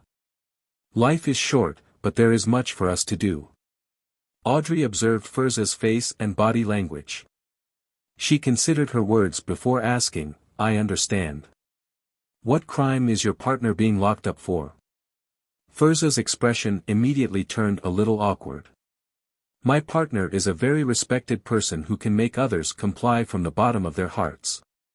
She is of good character and kind." "Well.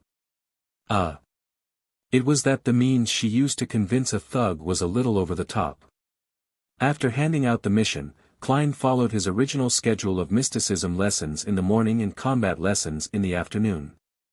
The regularity of his life almost made him forget that he was a member of the Nighthawks. The curse of often encountering supernatural incidents seemed to disappear as well. It was Saturday, his turn to guard Cheney's gate. "You can enjoy the coffee I left here or the black tea in the clerk's office." Dunn surveyed the room with his deep gray eyes. Klein, who had already given an excuse to his siblings, nodded in joy. "All right, Captain. You sure are a generous gentleman." Dunn laughed. Those will help you relax. Being tense all the time is not good for your health. He took his hat and cane and walked toward the door. As he was exiting the door, he suddenly turned around and said, "I forgot to remind you, do not open Cheney's gate no matter what you hear, unless it is open from the inside. Remember, no matter what you hear, no matter what happens." "Captain, that's a little scary." Klein tensed up instantly. He felt the darkness of the basement triumph over the light of the gas lamp. Despite not being dawn yet, the well-ventilated but quiet and dark underground was illuminated by gas lamps. The dim yellow light emitted from the gas lamps were protected by glass, allowing them to steadily shine throughout the empty and quiet tunnel. Klein sat in the duty room and casually flipped through the newspapers, magazines, and books piled before him. He directed some of his attention outside, to prevent anyone from charging inside the Cheney's gate. His windbreaker and top hat were hung on the clothes rack near the entrance while his cane was leaning against the wall where it could be easily retrieved. The rich aroma of coffee filled the air, and Klein couldn't help but take a whiff. He massaged his temples to fight against the heavy head feeling he was experiencing and the weariness of his body. As a college student back on Earth, he often slept at 5 in the morning and woke up at noon, while staying up all night during the past 2 to 3 years of working life, to the point of being able to attend work energetically the next day. However, it was all thanks to the games that were too exhilarating, novels that were too interesting, television shows and movies that were too entertaining. This world obviously didn't possess any of the necessities needed for staying up all night. Seriously, Emperor Roselle. If you want to posture, do it properly. Pour your limited life into an unlimited enterprise. Lead the people of this world into the information age. Klein muttered silently. He could only console himself that there were at least newspapers, magazines, and increasingly interesting novels. At first, he wanted to focus on his studies to restrain his sleepiness. However, practically speaking, it conflicted with his duty. Once he entered that state, he would easily overlook any movements outside and any changes to the situation at the Cheney's gate. Phew. Klein picked up his coffee cup and carefully blew at it. He took a sip and let the fragrant taste swish around his mouth before letting the liquid slowly flow down his throat. Fermo coffee from the Paz Valley, very bitter but very refreshing. Klein gave a compliment and put down his coffee cup. The Paz Valley was located in the southern continent, a region that produced high-quality coffee beans. It was currently being fought over by the Intis Republic and the Lone Kingdom. They both built colonist settlements on the left and right banks of the Paz Valley, and had destroyed the original Paz Kingdom. In the eerie silence, Klein casually picked up a magazine and realized that it was Ladies' Aesthetic, which talked about fashion and dating. This must be from Roseanne. He murmured in amusement as he flipped through it with his interest piqued. Maybe it was due to the sudden advancement of camera technology in the past decade or so. Not only did the magazine use a lot of illustrations, it even used monochrome pictures as their content, just like the newspapers. They fashionably invited the famous play and musical actors to model the charms and the magical pairing of the clothing. In a short span of 7 years, the new regional Backlund magazine became a mainstream magazine that spread across the nation. The dress looks nice, she's pretty too. Klein flipped through it casually and didn't hide his aesthetic inclinations. He was a man that had matured normally both in body and mind. He had always appreciated beautiful ladies, but he had long set his goal, to find a way home. Hence, he tried his best to keep his distance from the opposite sex, so that he didn't waste the other person's time or leave behind any emotional baggage. As for streetwalkers, he was quite a germaphobe in that aspect. Benson and Melissa were already shackles that couldn't be removed. He could only find the means to make it up to them in the future. Klein suddenly felt his heart heavy and he couldn't help but let out a sigh. The further he strayed away from home, the more he felt melancholic during quiet late nights. He suddenly lost his interest in looking at beautiful women and put down the magazine in his hands. He picked up a novel instead. Stormwind Mountain Villa, author, Furs Wall. Klein read the content on the cover. The tranquil night, dim yellow light, and the leather-bound book reminded him of his younger days when he rented books. Hence, he continued to read simply because of nostalgia. Stormwind Mountain Villa was a novel about Lady Sisai, who was 165 meters tall and weighed 98 pounds. It was a story of her embarking as a home tutor in the Fruis Mountain Villa. 1 pound is about half a kilogram. Is this Jane Eyre of an alternate world? Klein caressed his fingers against the smooth paper as he began making guesses of the subsequent content. However, just as he thought it was a romance novel, an evil spirit emerged in the story. When he believed that it was a ghost story, Lady Sisai revealed herself as a detective and made a marvelous deduction. Just as Klein felt that it was definitely a detective novel, the main male character took a heavy blow to the head and lost his memory. Then, it became a heartrending drama. In the end, it's still a romance book. Klein closed the book and drank a mouthful of coffee. Thump. Thump. Thump. Thump. A ferocious knocking was suddenly heard as it reverberated in the dim and quiet empty corridor. Klein jumped in shock as he immediately turned tense. He instinctively drew his revolver from his armpit holster, adjusted the cylinder and hammer. Then, he slowly walked to the door and looked for the source of the sound. Thump. Thump. Thump. Bang. Bang. Bang. The thumping became more and more intense. Klein looked in the direction of the sound and saw the black outward swinging gates that were engraved with 7 sacred emblems. Sounds from beyond the Chinese gate. He squinted his eyes and his heart was beating like a drum. Bang! Bang! Bang! Klein saw Chinese gate shake gently, and he sensed the massive impact it was withstanding. It can't be, right? I'm encountering something on my first day on duty. Did I get an unlucky constitution after I transmigrated? Klein's right hand broke into cold sweat as it held the revolver.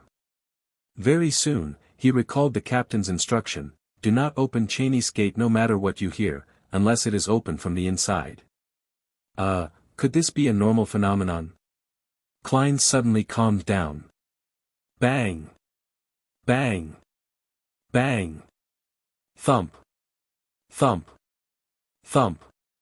The commotion beyond the Chinese gate grew in intensity, but the heavy black metal gates only shook. Otherwise, it didn't show any unusual signs. This is normal. I nearly died from the shock.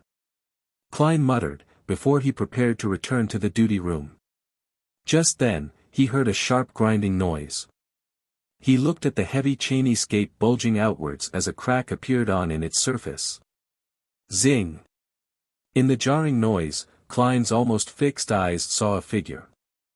Its height was about the length of a man's arm, and it was wearing a classic, black, miniaturized regal gown.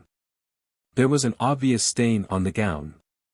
It had a not-so-exquisite face, black eyes, and tightly sealed lips.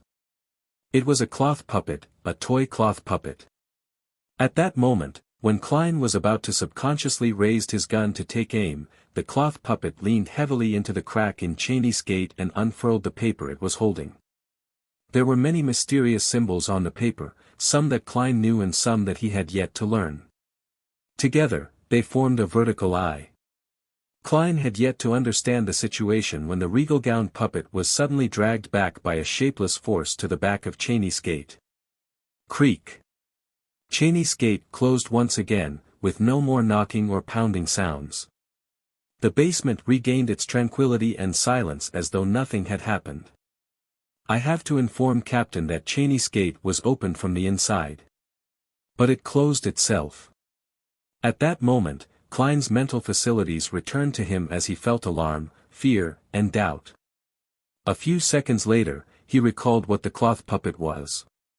Since he was an official member of the Nighthawks, he was given the clearance to know about the Grade 3 sealed artifact sealed behind Chinese gate. Number, 0625. Name, Misfortune Cloth Puppet. Danger Grade, 3, considerably dangerous. It has to be used carefully. It can only be applied for operations that require 3 or more people. Security classification, official Nighthawk member or above. Sealing method, only needs to be separated from humans. Description: the cloth puppet is wearing a regal gown which was popular in around the year 1300. The gown has a stain that is almost impossible to remove. It is uncertain if the stain was present from the very beginning.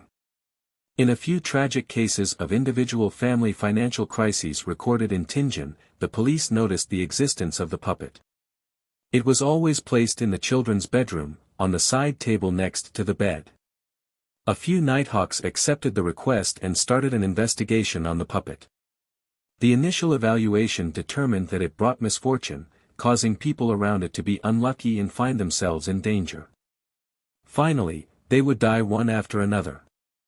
It only took 2 weeks for the tester to reach the brink of bankruptcy. The puppet isn't equipped with the capability to live. It doesn't have any inclinations of escaping the seal. Through extended periods of experimentation, we discovered that as long as one does not come within 10 meters of it for more than half an hour a day, one wouldn't be tainted with misfortune.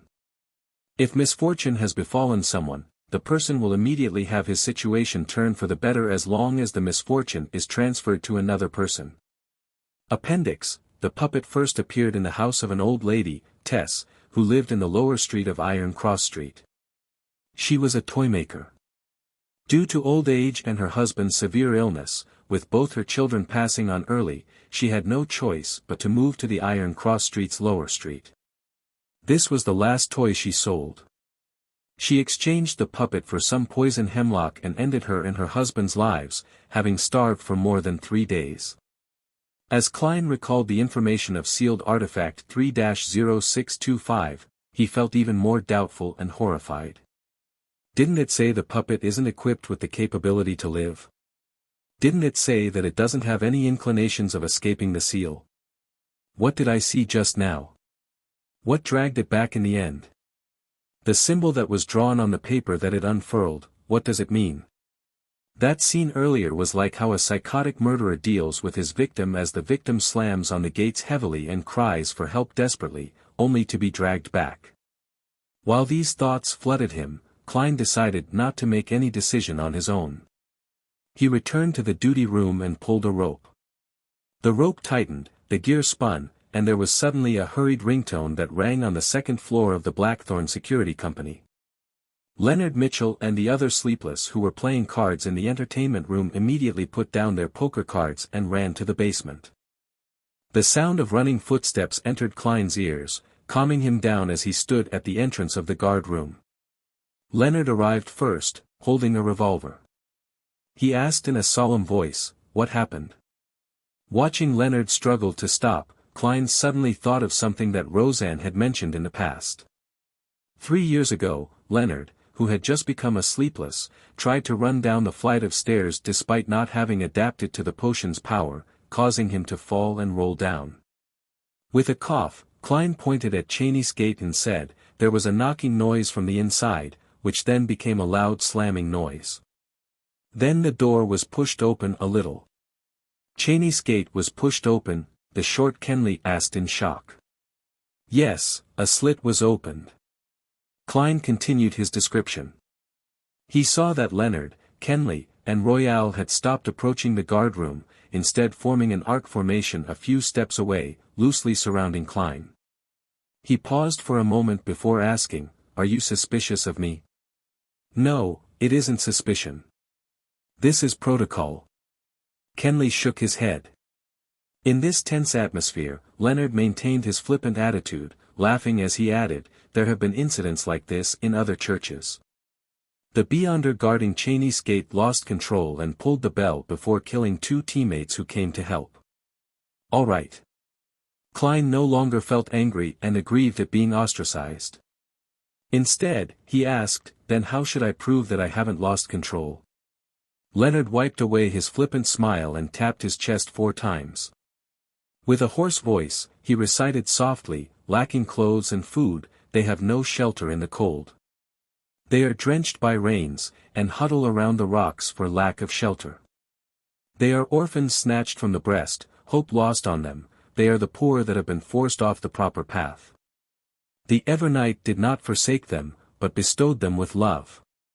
The holy, yet pitiful prayer reverberated around the basement, making the bodies, hearts, and souls of everyone present feel purified and tranquil. Seeing Klein not display any abnormal reactions, Leonard stopped his recital and smiled. "There's no problem. You are still our trusted partner." Madame Royale, who had been quiet all this time, looked at Cheney's gate and asked, "What did you see when the gate was pushed open?" "I saw a misfortune cloth puppet, the one wearing the black classic regal gown, 3-0625, Klein replied, still a little fearful. But 3 seconds later, a formless power pulled it back and Cheney's gate was closed once again. "What's going on?" Leonard, Kenley, and Royale exchanged looks. "Heh, we are in the same boat as you. We don't know the true cause. But since Cheney's gate is closed once again and there's nothing unusual, we shouldn't enter it at this time. We have to wait till dawn for the captain."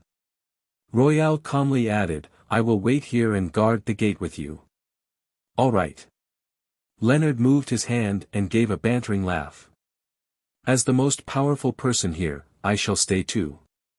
Kenley, return to the second floor just in case the police department has an emergency case and cannot open the door." Kenley didn't say much, he just nodded immediately and left. Leonard glanced at Klein and Royale. "Perhaps we can continue our card game? It's best to have some sort of entertainment in circumstances like this, to relax." "No problem." Klein adjusted his revolver and put it back into his armpit holster. Royale didn't voice an opinion, but instead stroked her smooth, black hair as she entered the guard room. While playing Fighting the Landlord, no, Fighting Evil, Klein said casually, "Misfortune cloth puppet, I mean 3-0625, according to its description, isn't equipped with the capability to live." "Huh, 3 aces." Leonard showed his hand and replied with the same casual tone, "In the past 40 years, 3-0625 hasn't displayed any lifelike characteristics. We can first assume that the information is correct and make our assumptions based on that." "Pass." "You already have an idea?" Royale asked simply. As Klein hesitated to think about whether he should throw his 3 deuces, Leonard took a sip of his freshly brewed coffee and said, "Yes, since 3-0625 shouldn't have any lifelike characteristics, then its actions today must have been influenced by some other factor. This factor must also be rather recent, otherwise, we would have observed this phenomenon a long time ago. Has there been anything different about Cheney's gate over the last month?" Royale saw Klein toss his 3 deuces and pondered for a few seconds. "There is only one thing different, the Antigonus family's notebook and the sealed artifact 2-049 was stored behind Cheney's gate for a night." Leonard looked at the cards in his hand and as he tapped the table, he said with a smile, "If 2-049 can make the misfortune cloth puppet act abnormally, then something similar should have happened behind Backlund's Cheney's gate a long time ago. So I suspect that the problem lies with the Antigonus family's notebook." Klein thought for a moment and nodded. "That is the most likely explanation. Leonard, I never expected you to be this good at deduction. Typically speaking, being a romantic poet and a person with excellent deductive skills was mutually exclusive." "That's because he's recently into detective novels," Royale explained indifferently. 2 kings, a straight from 8 to king. Does no one want it? 3 success and no more." Upon seeing this, Klein and Leonard fell silent. Having not been concentrating on the game, they forget something important. Royale was the evil in this round. Watching Royale cut the deck, Klein took the opportunity to ask, "Then what power pulled 3-0625 back?" Leonard glanced at him and chuckled. "Do you really think that the defensive mechanisms behind Cheney's gate only consists of the buried sealed chamber and a few elderly keepers? In reality, when the sun sets fully, the keepers would have already left Cheney's gate and returned to St. Selina Cathedral.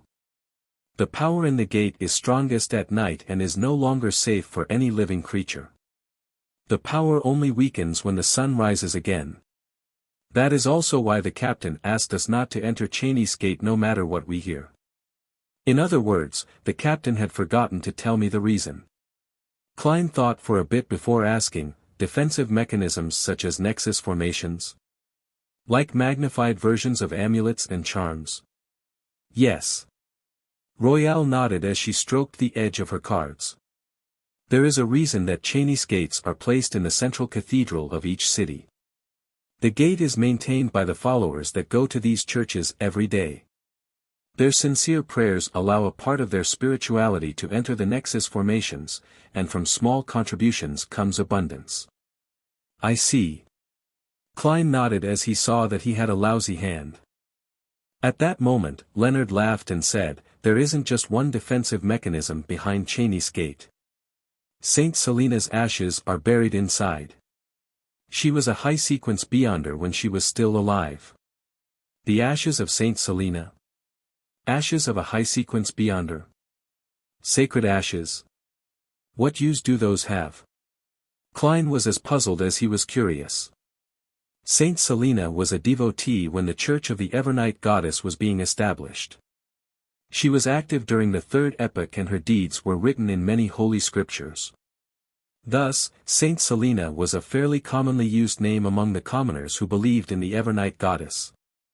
Leonard seemed to read Klein's mind as he continued, rumors suggest that the skeleton or ashes of high-sequence beyonders still contain incredible power. Of course, those are just rumors. Klein nodded, focusing his attention on the cards in his hand. There were no unusual incidents in Cheney's gate for the next few hours, but Klein lost exactly 2 solely. It pained his heart, but Leonard, who fully expressed his romantic poetic vibes while playing, lost 4 solely and 5 pence, leaving Royale as the undisputed winner. The sun has just risen, it's my turn. The quiet author, Madame Sikatron entered the guard room at 6. Klein wrote the incident he encountered the previous night into the record book and returned to the Blackthorn Security Company with Leonard and Royale. He felt unusually exhausted, but the midnight poet and sleepless beside him remained energetic. This is the difference between the different sequences. Klein was just about to make his way past the partition and catch up on some sleep at home when he suddenly saw the captain enter. Good morning, Captain. He couldn't help but yawn when he greeted him. Dunn, who was in a black windbreaker, took off his hat and looked at him with his gray eyes. Good morning. You should head back home for some rest. Did anything happen last night? Klein immediately gave a succinct summary of the incident regarding the misfortune cloth puppet and Leonard's deduction. Okay. Dunn didn't give his opinion. He concentrated on making his way to his office. I will send a telegraph to the Holy Cathedral. Klein didn't stay any longer. He slowly walked out of 36, Zutland Street and breathed in the cool morning air. He felt a little more energized, suddenly remembering something he had forgotten all this time. I forgot to tell the captain and the rest about the piece of paper in the misfortune cloth puppet's hands. How could I have forgotten? It was as if some power was influencing me, stopping me from telling this to the other Nighthawks. It has been some time since the Antigonus family's notebook was present at Cheney's gate. The misfortune cloth puppet 3-0625 should have been affected long ago. Why did it only show abnormal behavior last night? Was it because it was the first time I was on shift at Cheney's gate? It used all of its power to show me the picture on the paper. What is the motive of the Antigonus family's notebook? Has it got to do with my survival despite making contact with it? And that I became a seer? Many suspicions flashed through Klein's brain, rooting him to the spot. He was unsure if he should pretend that he didn't remember anything and make his way home to sleep, or head up and report it to the captain. After thinking for a while, Klein decided to return home to confirm something. He believed that if the misfortune cloth puppet hadn't intentionally shown him the picture on the paper, then the captain and the rest would definitely find traces in their follow-up investigations. It wouldn't matter much if he reported it or not. If it were the converse, it was something worth careful consideration. That was also what Klein wanted to confirm. He took the trackless public carriage to Daffodil Street. When he returned home, his brother Benson and his sister Melissa had yet to wake up, since it was Sunday. The living room was dark and quiet. Klein boiled a kettle of water, threw in some tea leaves, and drank it with wheat bread.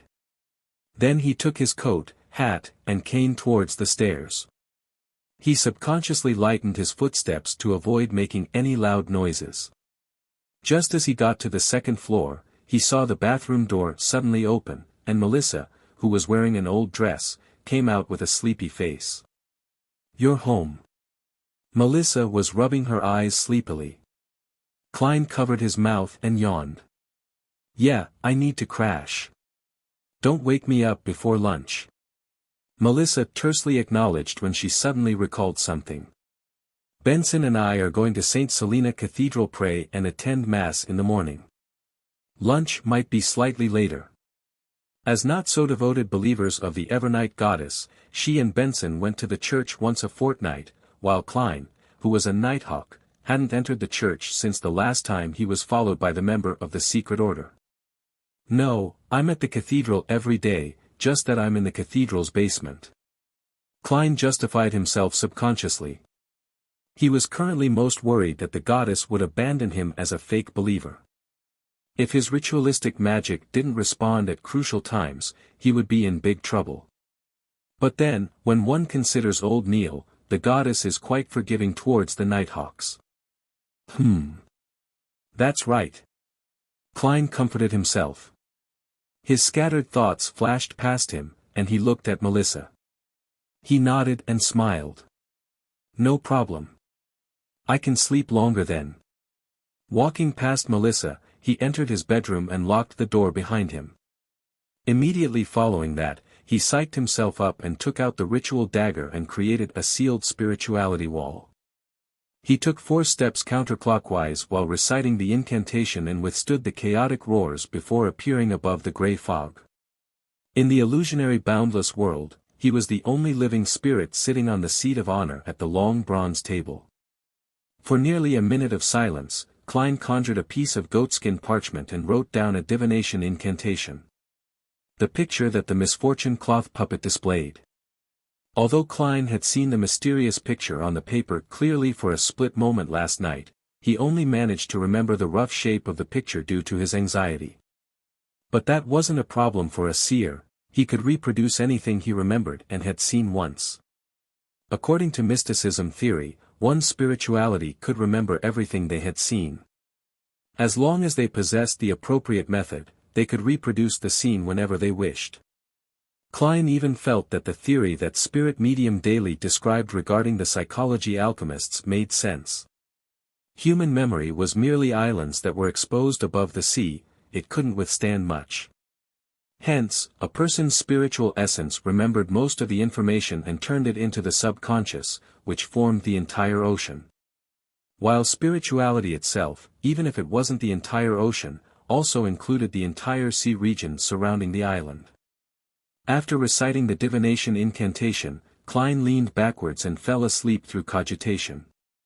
In the blurry, distorted, separated world, he saw Cheney's gate crack open once again as he heard the heavy grinding noises. The puppet in the black classic regal gown leaned into the opening of the door and unfurled the paper that it was holding. On the piece of paper, there were many mysterious symbols that collectively formed a vertical eye.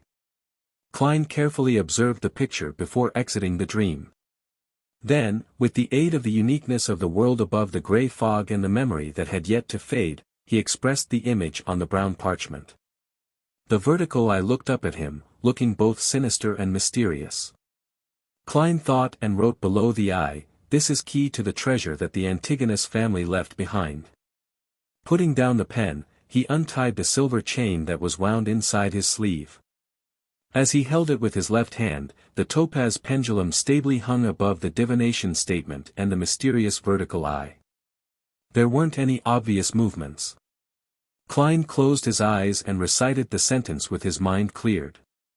After 7 times, he opened his eyes and saw the topaz spinning in small circles in a clockwise fashion along with the silver chain. That meant affirmation. The vertical I picture is really key to the treasure that the Antigonus family left behind. Klein nodded in deep thought. He tapped his fingers on the edge of the long bronze table and muttered to himself, because of Ray Bieber's death, there are no descendants of the Antigonus family left. Hence, the notebook views me, the seer that interacted with it but remains alive, as its inheritor. It affected 3-0625 and left the key to the treasure with it, only to show it to me during my shift at Cheney's Gate. There doesn't seem to be any problem with the logic, but it still doesn't seem very convincing. How could the notebook be sure that there are no more descendants of the Antigonus family? And I am totally unrelated to that family. If I shared their bloodline, the original Klein wouldn't have committed suicide to begin with. It doesn't seem to matter if I tell this to the captain and the team. Let me look into this. Klein then divined the location of the Antigonus family's treasure. But, unsurprisingly, there was no detailed information. Just like in the letter that Sirius wrote to Mr. Z, Klein could only be certain that the treasure was related to the main peak of the Hornacis mountain range and the ancient nation of the Evernite. After he finished divining all the matters, Klein noticed that the crimson star from which he had previously heard prayers was producing a faint fluctuation again. He used the method of answering prayers and touched the illusory star. He saw the brown-haired young man who wore the unique black tight suit again. The young man was kneeling on the ground, facing the pure crystal ball, still muttering about something.